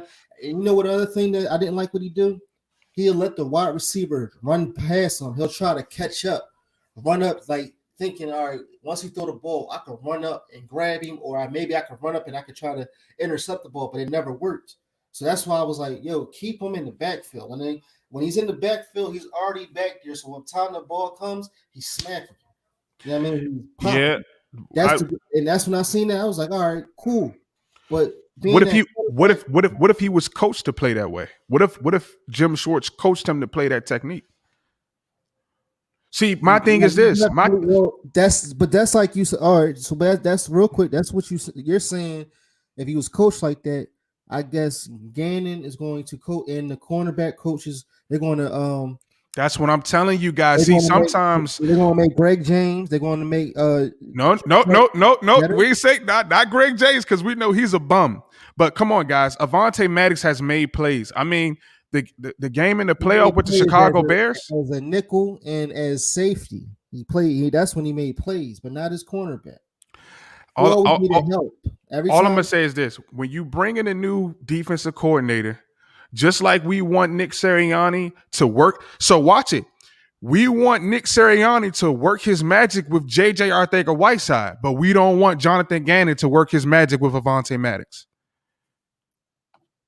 You never know. It's a new scheme. Whenever you have a new scheme, you got to give them a year to see. Okay, because you got to give them a year. So my thing is, what's the point? Because maybe the Eagles, maybe they're saying it's Darius Slay, Avonte Maddox, and I'm not saying that they're saying this, but what if they're saying it's Darius Slay, CB1, Avonte Maddox, CB2, and Zeke McPherson as a slot cornerback? Man, and maybe they're saying, okay, Jonathan, we like Avonte, we want to keep him, we believe in him in the outside, but we want to see what you can get out of him. And that's all I'm saying. I'm not saying that, he's done great on the outside. I'm saying let's give Jonathan Gannon an opportunity to see if he can say, hey, man, adjust, your get off here, or adjust how you see the route here, or, just allow him to pull something out, because we're saying it as like Avonte Maddox is too small to play that position. But on the other hand, we're okay with Zeke McPherson doing it. It doesn't make sense. I want to see what Jonathan Gannon can get out of Avonte Maddox. No, but I agree. But now, if we want to talk that, I'll take Zeke over Maddox, only because when I seen Maddox, like I said, I remember before we got into this, I told you Maddox stayed with the cornerbacks. He stayed with the wide receivers. I just say I haven't seen him. All he doing is swapping the ball out. He's not going for it. But like I said, he's staying with him. Maddox don't stay with him. He jumps around. He or he thinks too much. But like you said, that can always be taught. So what? How many years has Maddox been in? He been in like 3 years now? I think this may be his final year in terms of his rookie contract. So then he's going to expect big money too. I mean, again, he was good as a corner. I mean, he was good as a nickel, and he was good as being back there as safety. And that's what I'm saying. And that's why I'm saying if he's in his final year, and I think you make a lot of very valid points. Very valid points. I'm just saying if this is Avonte Maddox's final year, and if you're going to see us, we could talk all day long. Why, Moochie? Because we don't have to pay these guys. You see what I'm saying? Howie Roseman and Jeff Lurie has to sign off on the check. So what I'm saying is Avonte Maddox has done nothing but been a very, very solid player on the football field and off. Can we say that he's solid? Can we agree to say that he's at least solid, even at outside cornerback? I can't say that. I'm saying he's solid, but I can't say he's good on the outside. I'm not saying that he's good on the outside. I definitely think. All right, let me say this: Avonte Maddox is better than Jalen Mills on the outside. Avonte Maddox does not bite on double rights like Jalen. Jalen Mills, you can literally run the same route on Jalen Mills every single time, and he's going to react the same way. I give you that. Yeah, I give you that. I just don't think that Avonte Maddox is that bad. I don't think he's that bad. It's hard for me to say, but I was going to say if I can find some footage, I will send it to you, and I'll look at it as, oh man, you know what? If I can make a video, I'm gonna make a video tomorrow while I'm at work, and I'm gonna send it to you. I'm gonna show you. I'm gonna have my camera right there. I'm gonna show you how he backpedal and how he stop, stutter, stop, and then. Because can I be honest? And that's what I'm saying. Those are techniques that can be coached up. Avonte Maddox in that playoff game when the Eagles won it, when Jake Elliott kicked it off the field goal, we missed the field goal. Avonte Maddox held his own that game, and he went up against Allen Robinson, bro. And Allen Robinson is no sleeper. So that's what I'm saying. Like I believe that there are some technique problems with him. I believe his mechanics. I don't believe that he's trash, bro. I think that he's not trash. He's not trash. I'm just saying he's not good. He got to work on some things with corner. Okay, I got you. Okay, yeah, I agree with that 100%. That's all I'm saying. So now I guess we could say we at the round 7. Patrick Johnson, edge rusher. Is he an edge rusher or is he a linebacker? Or he played defensive end. I think the Philadelphia Eagles want to transition him to linebacker. When I did my tape study on him, dang, I don't like that. I don't like you bringing into. Why bring an edge rusher and turn him into a linebacker? He's super athletic, bro. When I watched him on tape, I'm not gonna be honest, and I know it's probably a lesser talent, but he and I know this is probably high praise, but when you watch him, I'm sure you'll probably be able to concur. He reminds me of Sean Marion, bro. He reminds me of Sean Marion, bro. He just gets after it. And again, that's what I notice about the Eagles picks with these. Everybody they pick on this defensive line, they all share the same character traits. Leaders for their teams, captains for their teams. They have a lot of versatility and they have a high motor. These guys are relentless. They do. And that's what I love about this draft too, is Eagles brought in players, they will not stop until the whistle is blown. And I think Patrick Johnson, he can potentially be a rotational line. He is going to be somebody on special teams that's just going to knock guys around, bro. I just believe that he is somebody that can make this, this team via special teams. You think so far as him being in the 7th round and his turnaround, you think he could, I don't know, what's the word I could say? Like, is he really an improvement is he an improvement to outshine Sean Bradley and Davion Taylor? We don't know because the Philadelphia Eagles, because of Doug Peterson, they have not. I told people over and over again, they cannot develop players. We don't know what Davion Taylor is. We don't know what Sean Bradley is, because that's what Doug Peterson only gave them time on special teams, and that's why I'm glad that Coach Sirianni is here, is because he's going to give these young guys playing time and being able to show what they can do. I don't know if he's an upgrade, but yeah, he's I think they called him Mr. Sack. He's an all-time sack leader for Tulane, bro. But so as an edge rusher though. No, I think their defense they played at Tulane was like a 3-4. He was a stand-up guy. He So outside linebacker. Yeah, he was an outside linebacker in a 3-4 defense. Another player that Patrick Johnson reminds me of, and he's also built like him, Anthony Barr. If the Philadelphia Eagles can get a 50% of who Anthony Barr is in the 7th round, it's a steal. Even with Jacoby Stevens, I said that my player comparison for him was Malcolm Jenkins. If you can get 60 to 70% of Malcolm Jenkins in the 6th round, it's a steal. And I didn't say this earlier, but Kenny Gainwell, he reminds me of Brian Westbrook, Darren Sproles, and Maurice Jones-Drew. You watch his tape. Kenny he doesn't waste time, bro. He sees the hole, he hits the hole. And when I seen Kenny, I said, oh no, Deuce Staley, you left a year too soon. Wouldn't you love to see what Deuce Staley can do with the Kenny Gainwell? Mm-hmm. You would love to see that. Didn't he do 1,500 yards in like one season? Yeah.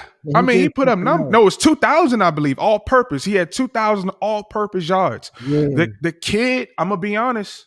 But he did something else too that was unbelievable. He did like 7 touchdowns in one game or something. No, I think it was the one where he rushed for 100 yards, and he rushed for 100 yards, and then he had 200 receiving yards as well.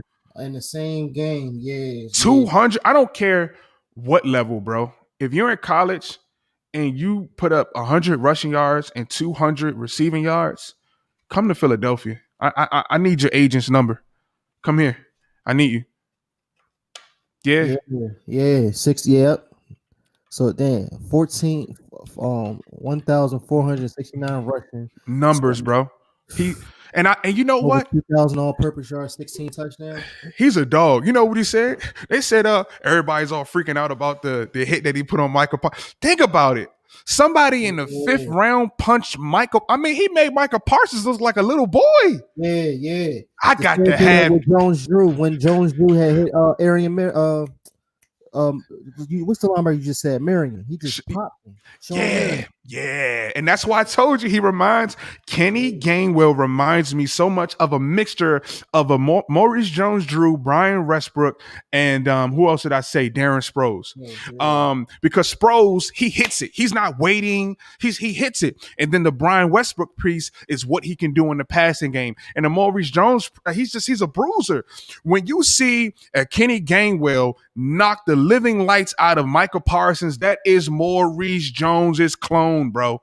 That's his clone. And that's the thing. And that's what I love. So even if the Philadelphia Eagles offensive line starts to struggle, at least you can hang your hat on a Miles Sanders coming out and chipping on the defensive end. Or Kenny Gainwell that's not afraid to get in the mix.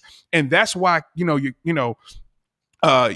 Adrian Killins and your Elijah Holyfields, that's why they can't help this team, because they don't do. Adrian Killins is not. I mean, the dude is only 89 pounds, so he can't block or stop anybody. But Kenny Gainwell, guys, I know what Devontae Smith is going to do. I know what Landon Dickerson is going to do. I'm excited about Kenny Gainwell. I mean, as a running back, that's the perfect name. Gainwell. Yeah. Facts. Listen, that's why I said. That's why I'm excited. Out of this whole draft, I give it a B-. Lindy Endzone said, "Here's the thing, fellas, and hear me out. I really want to know what he has to say." No, go ahead, Moochie. I'm sorry, brother. I didn't mean to cut you off. No. But because Lenny, he always bringing in facts. Yeah. But at the same time, like I said, this whole draft, I look at it as a B minus. I mean, Lindy end zone. I'm gonna say this to you. I just said the same thing. I'm gonna be honest. If Miles Sanders continues to get injured, Kenny Gainwell can push to be the starter. He needs to watch out. He needs to be careful. Kenny Gainwell has a lot in his toolbox, and if Miles Sanders keeps getting hurt, I don't know.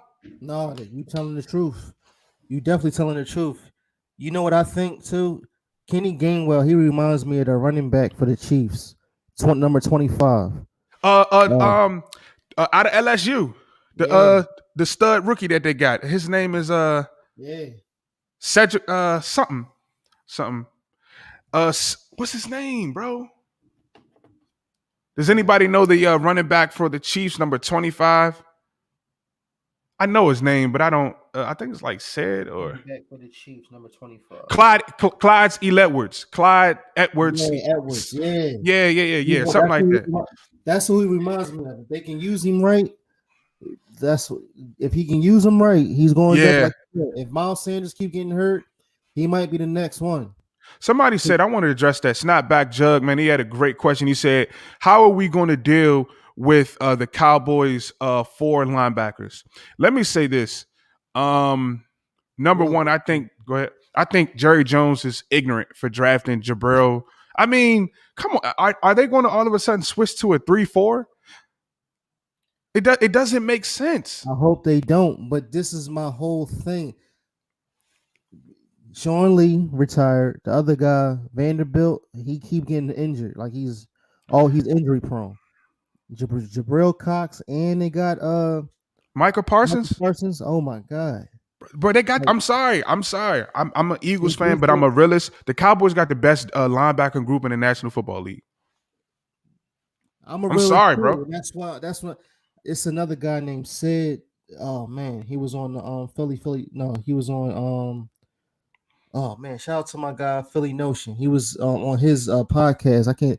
The kid Sid. He's a Cowboys content creator, and I told him, I said, "Yo, y'all going to get Michael Parsons because Sean Lee is retiring." He said, "No, I don't think so. We're gonna go after a cornerback."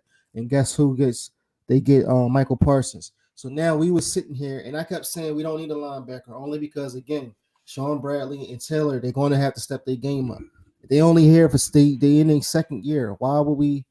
I'm just thinking, why would we get another linebacker when we already get? If we didn't have Eric Wilson, of course, linebacker all the way. And that's when we get Jabril.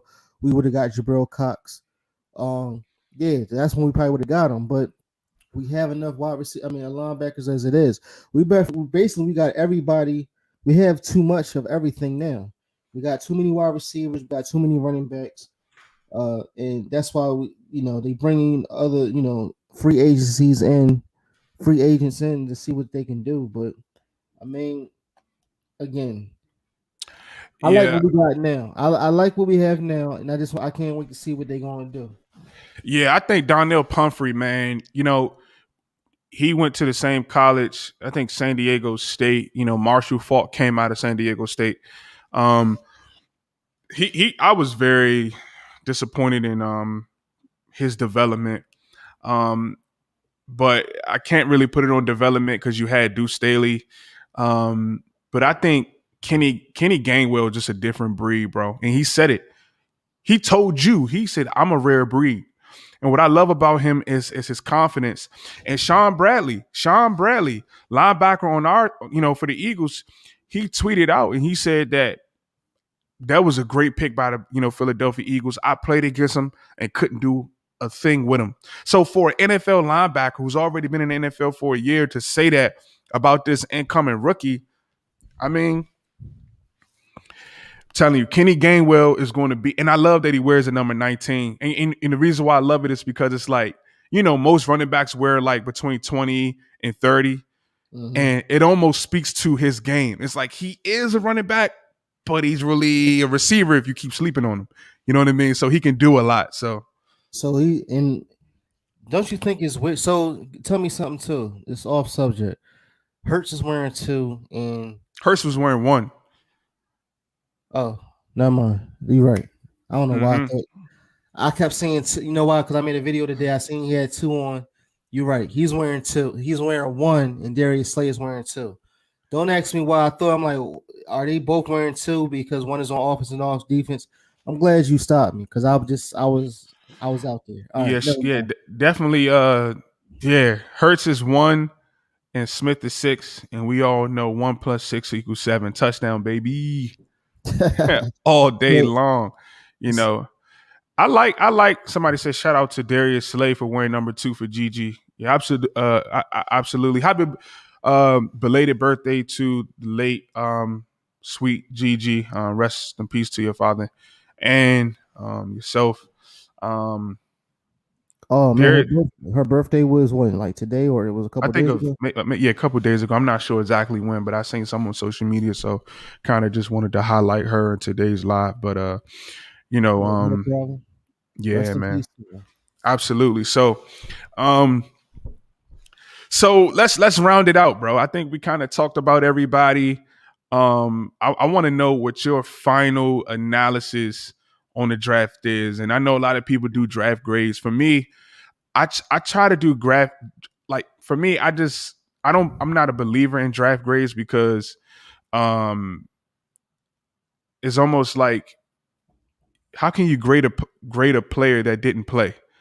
You know, I'm saying that I'm going to grade these players based on what I think they bring to the Philadelphia Eagles and how I'm going to project them out. But I know some people, I'm just kind of putting in context because some people actually grade these players based on production and they haven't even put on any cleats or they haven't even had a Eagle helmet to put on.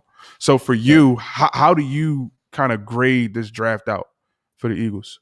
Uh, I mean, again, I still give it a B minus, only because it's like I can see it, I just can't feel it yet, or you know what I mean. Mentally, I feel only because we got new coaches, and again, I just can't wait to see what Nick Sirianni and Shane Stanish bring to the table.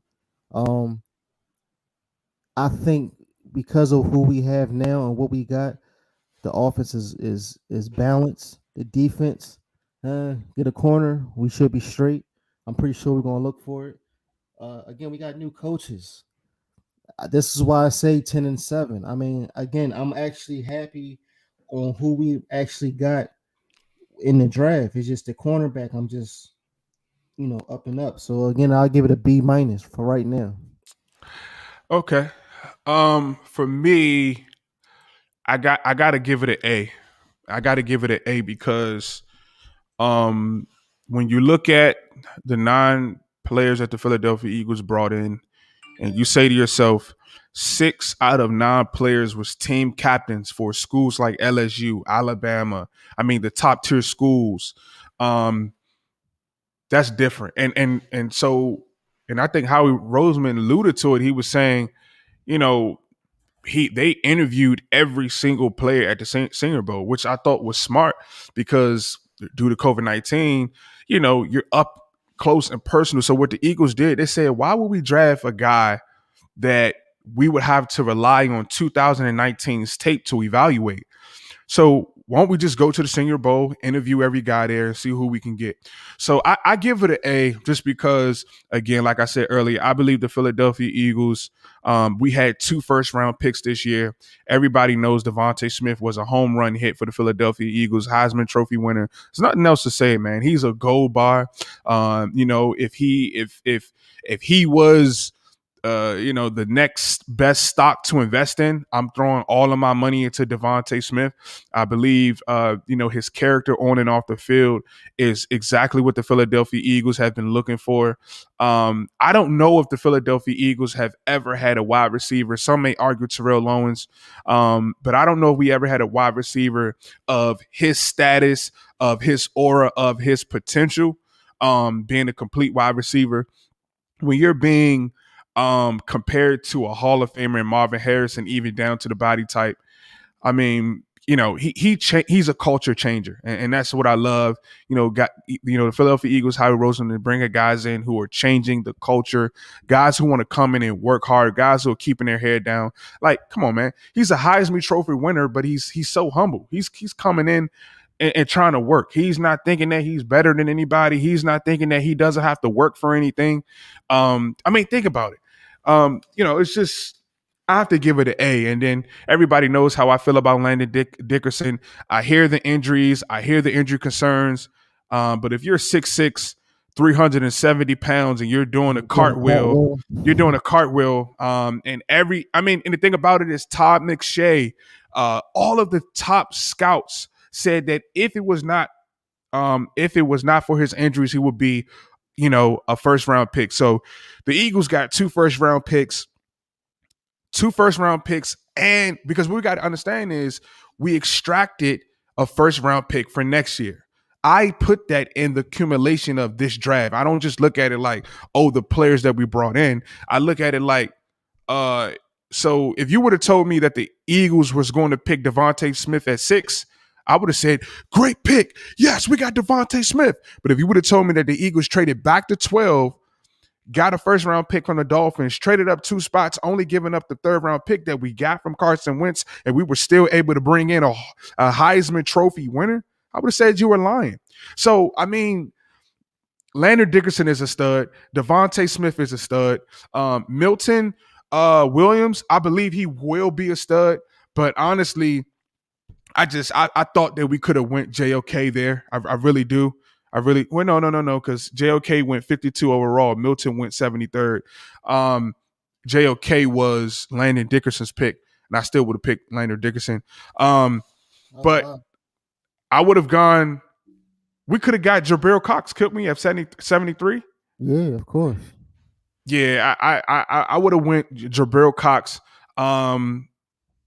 Again, man, when you talk about 6 out of 9 guys being team captains, and then I love what the Eagles did in the in the undrafted free agent, bringing in Trevor Grimes from Florida, bringing in Jamie Newton from Wake Forest, I believe.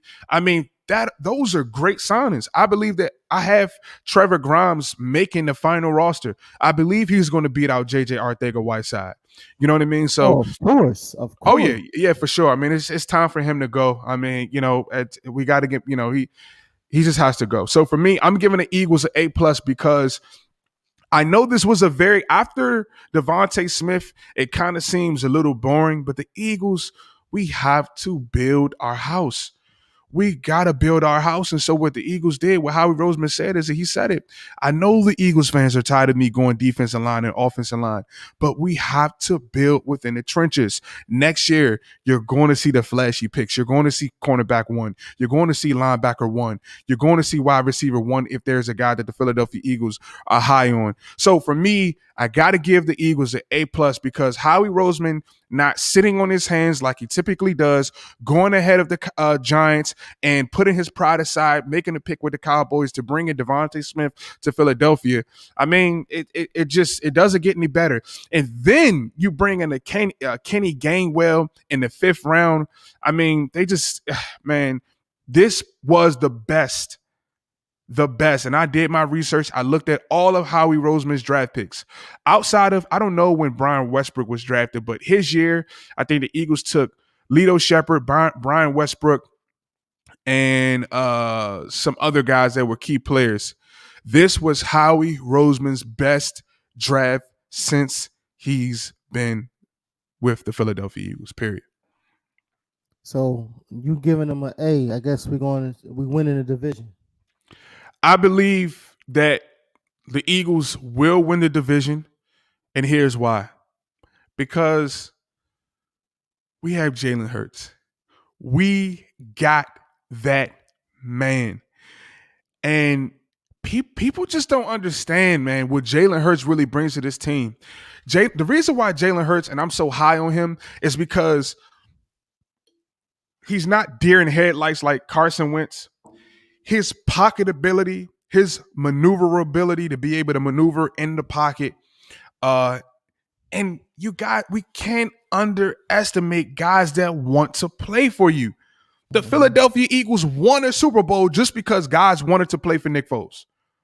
Believe it or not, there were some guys on that team, even with the Eagles being 11-1, whatever Carson Wentz was able to get us, they didn't like Carson Wentz.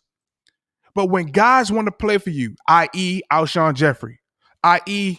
Nelson Aguilar, they didn't like Carson Wentz. So what I'm saying is Jalen Hurts, bro. Jalen Hurts is the next Russell Westbrook, bro. I'm telling you what I know. Jalen Hurts is that dude, bro. He's that dude. I say he's Russell Wilson. Oh man, who just retired from the Saints? Drew Brees. Drew Brees, all rolled in one. I keep saying that. Watch what's going to happen. If he throw the ball with nice and accuracy, I mean, I get it, and that's why everybody keeps saying he only did this in 4 games. Imagine 17 games. I watch what he's going. And listen, and can I touch on that really quick? Because I hate how they doing my man Jalen Hurts. Come on, guys. We're not going to sit here and call 40 games his rookie season. Can we stop this madness? Right. He was thrown, like Howie Roseman snatched him into the fire. Like, he didn't ask to come to Philadelphia. Like, come on, man. This year is Jalen Hurts' rookie year. Thanks, Lenny. This 2021 is Jalen Hurts' rookie year. He was a first-round talent, mocked as late as the 4th. First-round talent. Yeah. So, for me, the Philadelphia Eagles, even if we don't win a division, the Cowboys, I think they will make some noise, but I think because of, they just drafted names. That's just what Jerry Jones does. He tries to draft they just try to draft anybody, and I think drafting 2 linebackers when you already have decent what I can say is Leighton Vander Esch and Jalen Smith, they may not be Cowboys for long, because I still don't understand why they took Micah Parsons and Jabril Cox. It makes no sense. You need cornerbacks and you take linebackers when it's already a logjam there. So Jerry Jones, he just tries to make the pretty pick, and I don't believe they're going to have success because he didn't draft for need. He just drafted just because he wanted to draft names. So, I mean, that's what he do. I mean, I don't know. Just that I just can't wait until the season start. Like, here it is again. Like, we're so anxious that it feels like it's going to be slow. I mean, we got all our people in. Jalen is victim of one man's trash is another man's trash last year, and still been better team than Carson did. Look harder, people. Hurts got to make it up. Wait. No, he said Hurts got the makeup, and he does. Yeah. Hurts has the mental makeup. He has the mental makeup, man. I know Carson Wentz is crying right now. Well, Frank, right? You said it was all about me, and you said you were going to, get me from the Eagles, and you weren't going to draft the quarterback, but you draft the quarterback, but I thought I was the guy. Carson Wentz, bro, he doesn't deserve to be in the NFL, bro. He doesn't, honestly. So they must have seen something in him that, as far as practice-wise, or maybe the wide receivers must have said, yo, he not. Again, the ball, it wobbles. Like who was that? Carson Wentz. When you see the ball, when he throws the ball go like this when it comes to you. It don't be like a straight dart. Bruh, listen, it goes down to your legs. Something wrong with his shoulder, or like he sometimes 1 minute it's up, next constantly it always going down to your feet. Man, listen, and I said we're going to talk about Carson Wentz, but, we got to talk about our past and understand our past to know our future and know where we're going. We all know that. Just for me, like, Lindy Endzone mentioned, Jalen Hurts has the mental makeup. He's concerned about getting better. He's concerned. He knows the opportunity that he has. And I made a video where, I asked, folks, I said, well, did the Philadelphia Eagles put Jalen Hurts in a lose-lose situation? And I can't wait to do a part 2 on that so I can expound more and talk about in greater detail how I feel. They actually did the opposite.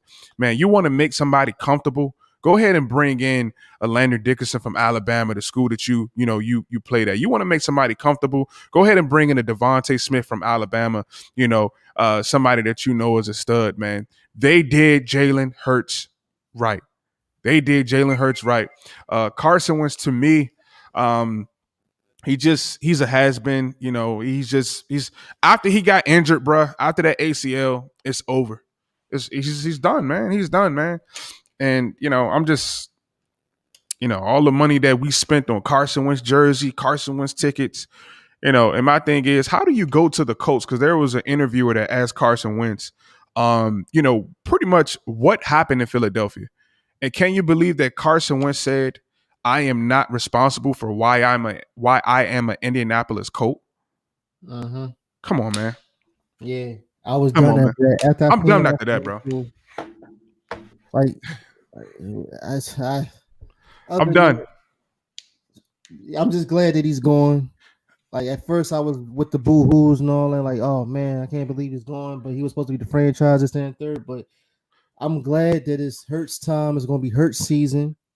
Everybody going to put everything in perspective again, because they already got chemistry. Smith and Hurts already got chemistry. They already know what they're going to do. It's going to be Cripps and Todd in the huddle a little bit. Dickerson is there now. It's all about, you know what I'm saying? Like, remember what we did in college? We're going to do, whoop, whoop, whoop. You know what I'm saying? We got not even that. Driscoll, the whole offensive line. They're going to get everybody. Listen, it's going to go, and I just want to make this point too. I thank Carson Wentz for really exposing and showing himself, because now in the Philadelphia, when they bring in guys out of the collegiate level, they have to know if these guys can handle the Philadelphia media. They got to know if they have the mentality to be in Philadelphia. And count it not strange, Moochie, count it not strange that the Philadelphia Eagles chose to go with team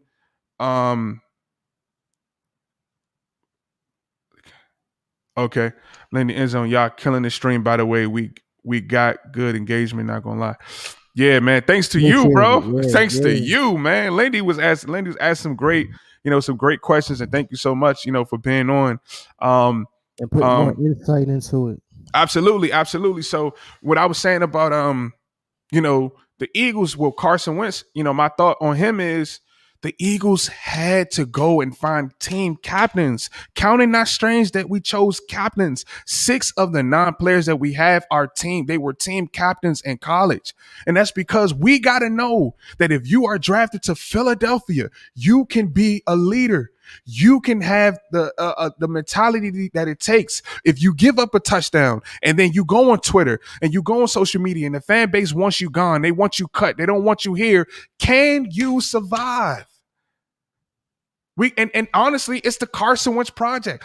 Carson Wentz has saved the Philadelphia Eagles franchise because he has opened our minds up, and the scouting staff and the coaching staff to understand, okay, we got to get guys that are the real deal. And that's why we went Devontae Smith, not just because of his production, but his mental makeup. Like Lindy Endzone said, it's because he has done it on the big stage. So Philadelphia market ain't nothing to him. It ain't nothing to Devontae Smith. You listen to how he answers the questions, the dumb questions that the media has.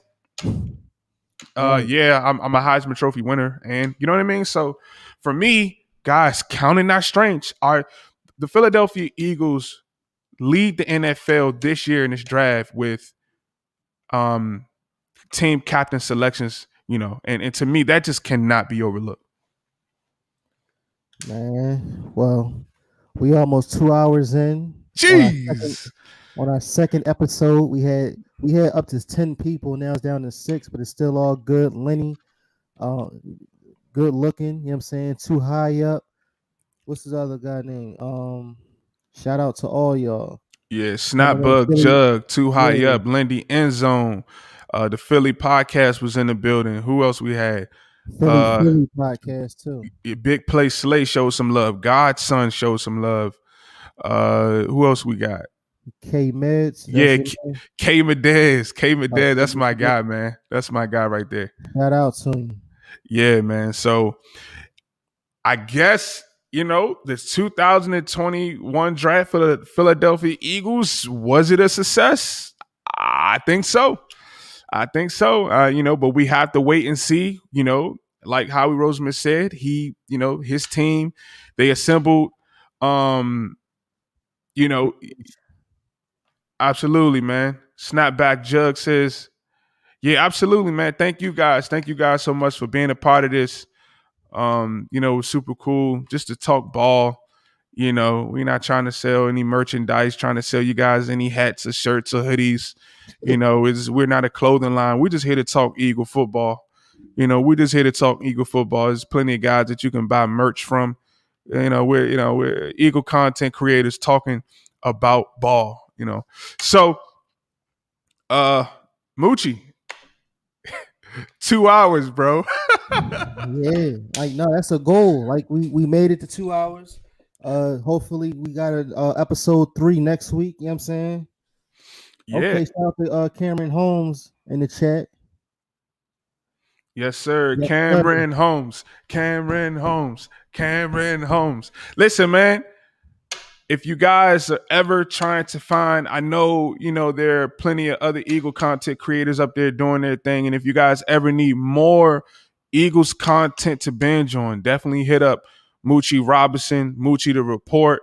You guys can also follow me at Pablo Gary, my channel, Bird Gang Media. It's been great, man. I think statistically, bro, to be doing something for 2 hours and have one person still there, that's great, man. 2 hours is a long time to talk, bro. Facts. And let me tell you another thing too, right? How you think about the quarterbacks now? Because just like the other day when I kept saying Carson, Hurts not going to be the starter. So now we got Hurts. Oh man, I can't. Really quick, Moochie, I'm sorry. Lindy Endzone, before this disappears, I want to say thank you so much, man. I can't wait to have you over and appreciate it, bro. Seriously. Oh yeah, definitely. We definitely gonna have him in. But as far as having Flacco, Flacco, Hurts, and now we got the guy Jamie Newton, right? From Jamie Newton. He's a great developmental piece. So 3 quarterbacks. So out of that, I guess is that the pieces that we're going to have? So because obviously I see you already know, you see that it's going to be Hurts that's going to be starting. Point blank period. I don't care what nobody says. I mean, obviously, Joe Flacco. I mean, for real, he might just sit on the sideline, just make his money. To tell you the truth. Yeah, he's Joe Flacco at this point is collecting a check. If Jalen Hurts should go down, which I doubt very seriously. One thing I like about Jalen Hurts too, man, that I disliked about Carson Wentz. Carson Wentz was trying to truck everybody, linebackers, safeties, and see that's why he broke his back and it tore his ACL. Jalen Hurts is out here making business decisions. There is a right time. There is a right time. Thank you so much, Snapback Jug. We appreciate you, brother. There is a time and a place when you need to truck somebody. Jalen Hurts slides. I'm sliding, brother. Yeah. and see he takes that from Russell Wilson. That's why I say he reminds me of Russell Wilson, because Russ, you're not touching him. You're not touching me. I'm running out of bounds or I'm sliding. Carson Wentz, I want to show everybody that I can truck people in a National Football League. Okay. Well, tear your ACL, tear your back, and get a concussion. And go to the Colts.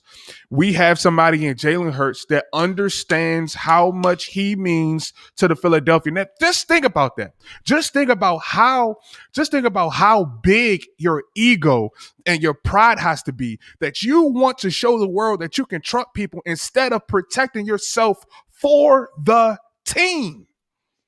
How big does your ego have to be? Your ego is so big that you're more concerned, Carson Wentz, you are more concerned about you trucking somebody for a highlight than actually being available for your guys. Facts.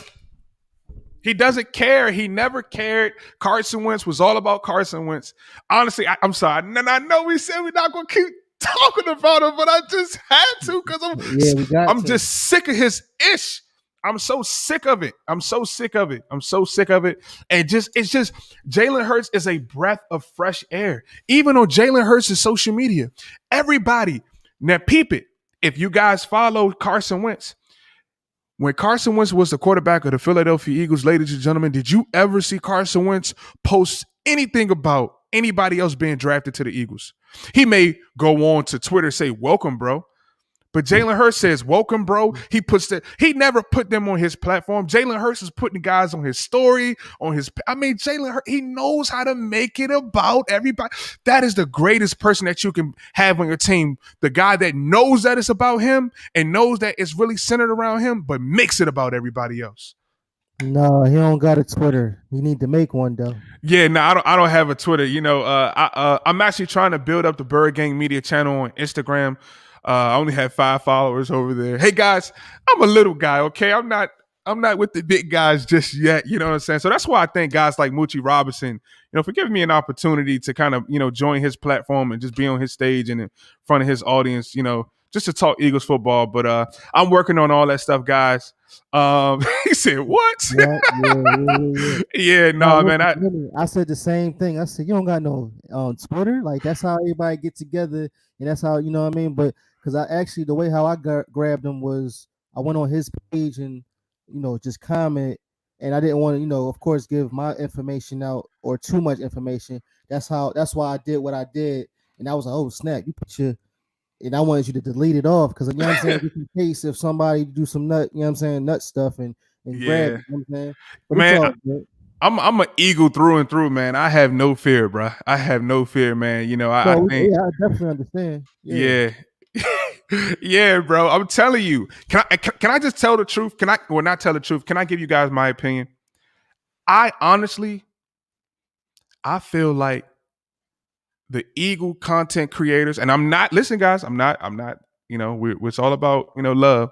I feel like the Eagle content creators that have less than 1,000 followers are doing their thing, man. So if you're trying to make an Eagle page, or I know some people say, "Oh man, Pablo, I like your page and all of that stuff." And, I was thinking about getting started.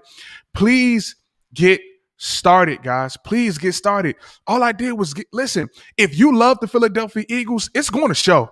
It's going to show. It doesn't matter what camera you have. It doesn't matter what microphone you have.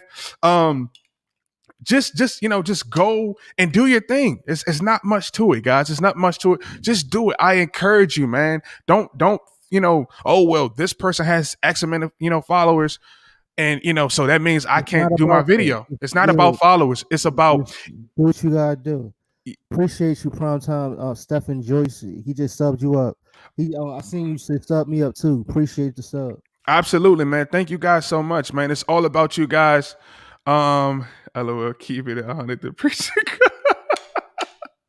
Yeah, listen. I seen some content creators. I seen Joey Shakes. I seen LB, and I said, you know what? Like what? Because again, I be in the chat. I can't type real fast. So then I'll be like, I wish they had. Well, they do. They could prop you in sometimes, But I never knew nothing about that until one day I said, you know what? Let me just go ahead and just make a video real quick. This is my opinion on this. And I just kept on doing it. You know what I'm saying? I started September 4th. I started when the season started. And from here until now, I got like 600 followers. And that was just off of, that was just amazing right there. You know what I'm saying? Let me ask you a question, Moochie, because there may be some people out there who's like, man, I really want to start a page, don't know where to begin. For you, what happened for you to get consistent? Because I know if you're just consistent with it, people are going to follow you. People are going to support you. For you, when did you start getting consistent? Because I'm under 200 followers. And for me personally, I don't do it for subscribers. Like, honestly, if I can just talk to Moochie and all 10 of you guys, 6 of you guys in the chat, I'm good. You know what I mean? Like, I'm not, because what I feel like is when you get to 5,000, 6,000, 10,000, 30,000, 50,000, your narrative and who you are has to change a little bit because you got to cater to, the fans. And that's cool. I kind of like being in the little space. I kind of like not being. You got so much information that you saying something that another person's not saying. So that maybe that person needs to hear it. You know what I'm saying? So Got you. for me to be consistent was I said, all right, what I'm gonna do is I'm gonna do a recap and I'm gonna do an update. I'm gonna say something before the like so when the season starts, I would say I would give my opinion on how we gonna win, what we need to do to win, and what like far as 'cause the main thing about what the Eagles did or do out of the whole 5 years for real, we can always go to easy 11-5 or you know what I'm saying or of that nature, but we always mess up on mistakes. Somebody always doing some type of mistake.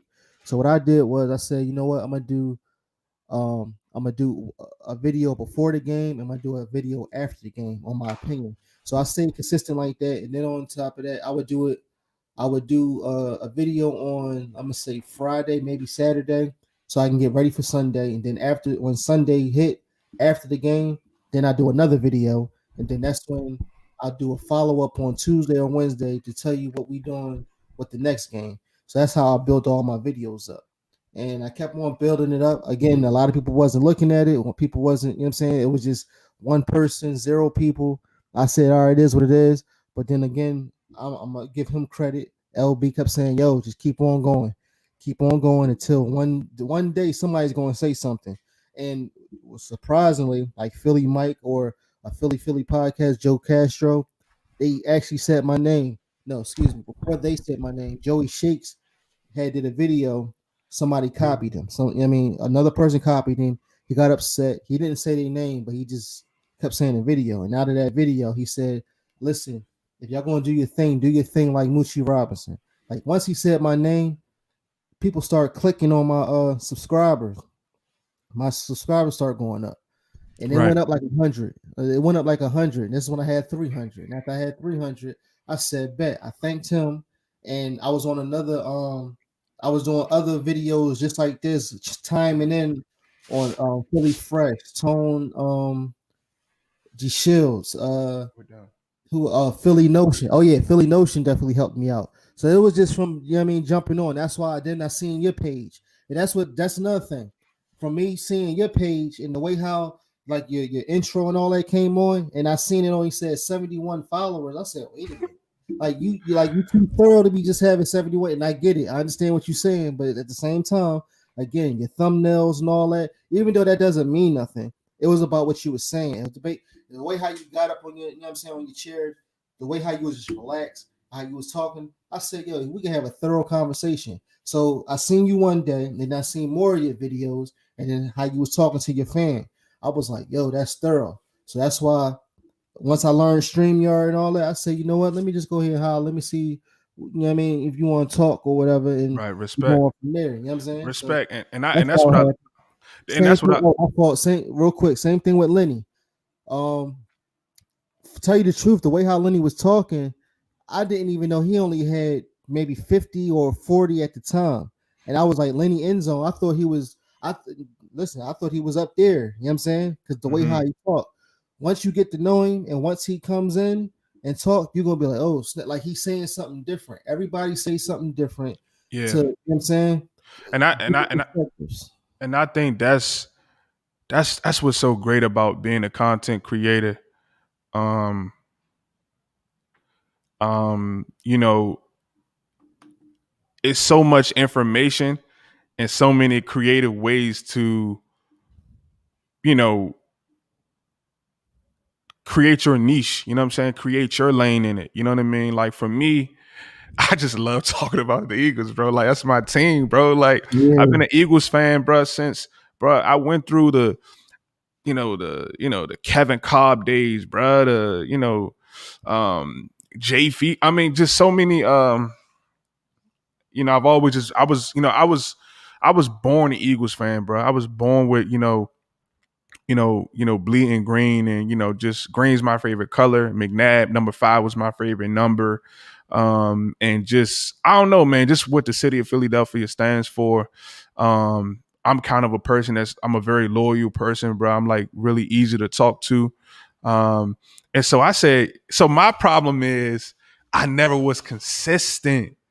You know what I'm saying? Because much like you early, in your infancy stage of creating your content, like when you see like only 21 people watching your videos, it kind of makes you feel some kind of way. It kind of, it makes you feel like what you're saying is not important. You know what I mean? And so that's why I thought it would be really, dope to just give advice, a word of encouragement to someone who may be watching this or will watch this later on, that is trying to create their page, man, because it's never easy. You know what I'm saying? If you're doing it for the right reasons, I think like Lindy Endzone said, can I call you L Zone? I think that's pretty dope. Like L Zone said, it's all about it's all about being organic, man. It's all about being you. It's all about staying true to you. And my wife would tell me all the time, babe, just get consistent. Like, people gonna watch. Just keep. And I was like, nah, babe, I only got 8 views. Nobody really care what I'm saying. But you gotta care, and I care so much about the Philadelphia Eagles to where it's like, I just want to get it out there. And honestly, if I'm being 100, if you're a Philadelphia Eagles fan and you don't sub up to somebody or you don't have a page of your own, I don't know how you're making it. I don't know how you're making it, because this team does so much where it makes you want to vent and talk to people. And it's just like, I can't hold that information to myself. I got to create a page, even for myself, just to be able to vent, just to be able to get it out. Man, I'm telling you, it's so bad, with the Eagles, where I was like, man, like, the Eagles will ruin my day, bro. If we lose, my whole week would be done. And I had to teach myself. Yeah. I mean, my whole week would be, I just would be like, man, we lost to the Cowgirls, man. I'm like, beautiful Monday morning. And I'm like, all right, Pablo, you can't allow this team to get you to a point emotionally where your whole week is done. I got a son now. I'm a wife. I'm a husband. I got to be concrete in what I do. You know what I mean? I got to be firm in what I do. So I say, you know what? Let me make a YouTube channel to give myself an opportunity to vent, because I like to do what the players do, right? The players always talk about being able to, not get too high and not get too low, right? So I said, okay, I'm gonna give myself. I think I heard Doug Peterson say one time, I give myself 72 hours to get over it. You know what I mean? So if the Eagles lose on Sunday, by Monday, I'm venting, I'm talking on the podcast, I'm getting it out. By Wednesday, I should be over it, man. Because at one point, bro, honestly, like, I was just, this team just had me controlled, like mind control, because I was just so infused with the Philadelphia Eagles, man. So, No, same here. Just like if they lose, I'd be like, damn, for all that, I could have went to work. Yeah, bro. I mean, you don't. And it's true. You don't know where this team is going to take you, man, year to year. And that's why I said, you know what? I want to make a channel that's for the people, man. Pablo, Gary, man, I'm for the people. I don't care. I don't want people just to hear me speak. No, because YouTube is kind of like, if you have a YouTube channel and you're going and looking at everybody else's page, like, if they have a lot of followers, they never hear what you say anyway. You know what I'm saying? They don't never hear what you say. So I wanted to kind of throw a different spin on my channel where I actually make it about the fans, where I engage with them, where I will call a random subscriber and we'll connect like you and I did, Mooch. And I'll talk to them. I'll bring them on the show, because everybody wants to be heard, man. Mm-hmm. Everybody wants to be heard. Everybody wants to be able to vent. Everybody wants to be able to have a platform that they can sub to, that they can support and feel like, okay, man, if I'm having a rough week, let me go and see what Moochie Robinson talking about. Let me head over to Bird Game Media and see what they got going on, man. Let me talk to Pablo and see what's going on. Let me go see Joey Shakes. Let me go see Philly 500. Let me go see Lowell Brunson, because at the end of the day, when everybody's done listening to Skip and Shannon and Skip, Bayless and all of those guys, they come to us because they want to know. They want to know our opinions, and we have a very, very, very prestigious responsibility to get the right information out there, because I see a lot of people are just watching their phones, Oh, Shannon Sharp said this about the Eagles. Let me jot that I down. can't now listen. I can't wait to see what Shannon Sharp say because he don't believe in Hurts all of a sudden. He still say walk it till he wins. I can't wait until Hurts come in and do what he gotta do. So just so he can, you know what? Actually, I'm gonna go back and I'm gonna record that same message that what he did, and then once we go into the season, I'm gonna put that on Twitter and say something now. I already Yeah, know but what's going somewhere. you got to remember, Mooch. He comes from the olden days of the NFL where um those guys were used to the Eagles. Here we go with Carson Wentz. The Eagles messed up with Carson Wentz because ironically they were looking for the Joe Flacco kind of quarterback, the tall 6'5", 6'6", strong arm quarterback. But my thing is with Carson Wentz, you mean to tell me you got straight A's at North Dakota State, but you don't know how to drop back and throw to Miles Sanders when he's wide open? Can I say this? Can I just say this? Because at the end of the day, they don't want to say it. They don't want to say it. And honest, just guys, please don't bash me for this. But what I'm saying is, they never want to say that white quarterbacks. They never want to challenge a white quarterback's intellect. Can we just tell the truth?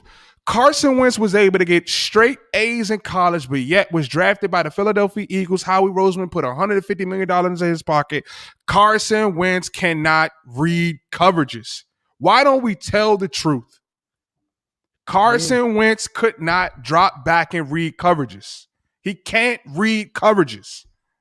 Period. It's the truth, man. It's the God's honest truth. Because they'll be quick to say, oh, Lamar Jackson can't read, Michael Vick can't read, Jalen Hurts can't read. Carson Wentz cannot read coverages to save his life. That's why he was deer in headlights 89% of the time. Facts. I'm just telling you. I'm just telling you what I see, man. I see this at home. Don't believe it until they see it. They're not going to believe it until they see it. Now they're going to see it with the Colts because Frank Reich is going to be like, dude, what are you doing? He wasn't. Yeah, no, that's true. That's true. And I think ultimately Carson Wentz got to a place where he said, you know what, I'm not built for this. I'm not built for this. And I think it was a lot on him. It was a lot on him. But is it not a lot on Jalen Hurts? The Philadelphia Eagles are sitting here telling you, Jalen Hurts, we want to see what you're able to do in 1 year. And this man is a rookie. So you see the leash that white quarterbacks get as opposed to black quarterbacks. Yeah. Why is it that, and I know he has some maturity issues, but Baker Mayfield had maturity issues. Johnny Manziel had maturity issues. But why is it that Dwayne Haskins only got a year or two in Washington and he's done, and we give Carson Wentz all of this time? Mm-hmm. It's a different leash, bro. We're playing by a different set of rules because at the end of the day, Carson Wentz didn't even. I don't know, bro. I'm just glad that I'm gonna say this and I'm gonna be done because it's my truth. It doesn't have to be your truth, and I respectfully agree if you don't agree with me. I believe that the Philadelphia Eagles have always had success with a black quarterback. You think about Donovan McNabb. You think about Randall Cunningham. You think about Michael Vick out of prison and the amount of success that he had. And you know why the black quarterbacks had a higher hit rate in Philadelphia? Because they were mentally tough. Any white quarterback that comes to the Philadelphia, they're going to get ate up, just like Carson Wentz.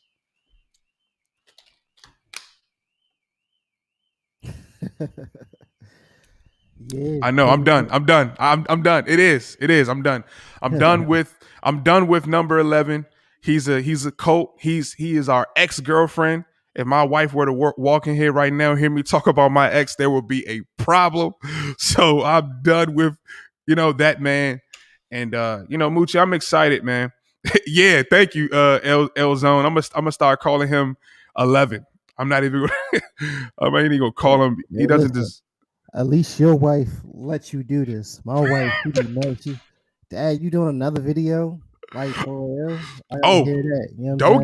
Don't get me wrong. My wife, she allows it, but she'll be like, Because I'll say it is crazy because I'll be like, bro, wait, babe, you just said you were happy for me that I'm, finally getting consistent.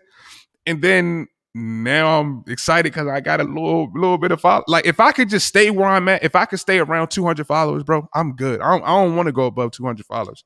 I'm good right there. I'm good right there. We're just talking about, because in real life, I wouldn't talk to 200 people. I probably talk to maybe 5 to 10, 15, 20, Right. So out of 200, I'm talking to 20 people on a daily basis, man. I like to get to know people that follow Bird Game Media, man. I actually go on these followers channels and see what they're doing. And man, we got some great followers, man. Great followers, man. They're doing some great things. I want to say this, Moochie, before we end it. I want to tell Too High Up, man. I think it's important that, everybody is saying it, obviously in wake of DMX passing away and other celebrities like him, you got to give flowers to your people. I want to give flowers to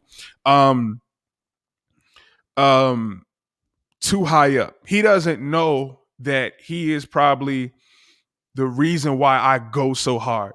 I remember when I just started maybe like 2 months ago, but I was just like, dropping videos back to back, and he just kept supporting it, kept encouraging. And he said this, man. He said, I think I didn't put a video out maybe like 3 to 4 days. He hit me up. He was like, yo, Pablo, where's the videos at, man? I watched this overnight, doing my graveyard shift, man. I need the videos, man. What's going on? And for him to know that the content that Moochie creates, the content that I create, the content that any Eagle content creator creates, to know that somebody out there is watching your video, is giving somebody hope. Your video is giving somebody the ability to have an outlet even at work doing a graveyard shift, because I worked the graveyard shift before as a security officer. And to know that your platform is helping other people, man, that's what it's all about. And that's what I call Bird Gang Media brotherly love, man. So thank you guys so much for being a part of this. Moochie, thank you for your platform, man, and being able to, allow me to do something with you again for another week, man. The Philadelphia Eagles, A++++, man. We got a freaking Heisman Trophy winner, man. There we go. Listen, thank you for we got 5 people in here. No way, man. 5 people still almost 3 so hours. Yeah. Listen, what are we talking about, bro? Please like, share, and subscribe to my channel, Moochie Robinson. Please do the same with Pablo Gary, Bird Gang Media, baby. You know what I'm saying? I keep getting Pablo in the Bird Gang because you got 2 Jones, or you trying, you promoting. So I apologize. So no, it's cool. So Bird Gang Media is the platform, but it's under my name, Pablo Gary. So maybe I should have started it under Bird Gang Media, but yeah. So if you want to follow my channel, all you have to do is just type in Pablo Gary. I am the #1 Eagles fan from the DC, Maryland, Virginia area. And, come on and join. And that'll be dope. I think you got a question. Jugs. Yeah, Snapback Joe. We try and do this every Sunday. We're going to try to do this every Sunday around, if it's not 6:30, 7:30, but I'll definitely put the link up to let you know. But we definitely doing this every Sunday. This is our 2nd episode. Hopefully we'll do another episode 3 next week. Yeah, and definitely make sure you guys turn the notification bell on so that you guys know when we do this. I imagine this is going to be the spot, guys. This is going to be the spot you want to come to after the Eagles game during the season. If you need some content right away during the season, and you guys, because we know, if the Eagles lose to the Cowboys or the Giants, or even if we win, he said, I'll book an appointment. This is going to be the spot. You know what I mean? Bird Gang Mafia. This is the new Eagle underground. I like to say we're the best kept secret, man. I like to be the best kept secret on the low, not making too much noise, man. But definitely like, subscribe, share, turn your notification bells on so that you guys can follow us and stay up to date, man. Want to give you guys an outlet, a place and platform where you guys can vent, talk about how you feel about the Philadelphia Eagles, because it's not just my team, it's not just Moochie team, it's your team as well. We all bleed green and have a stock in the Philadelphia Eagles. So with that being said, Again, please like, share, and subscribe. I'm Moochie Robinson, Pablo Guerrero. We out.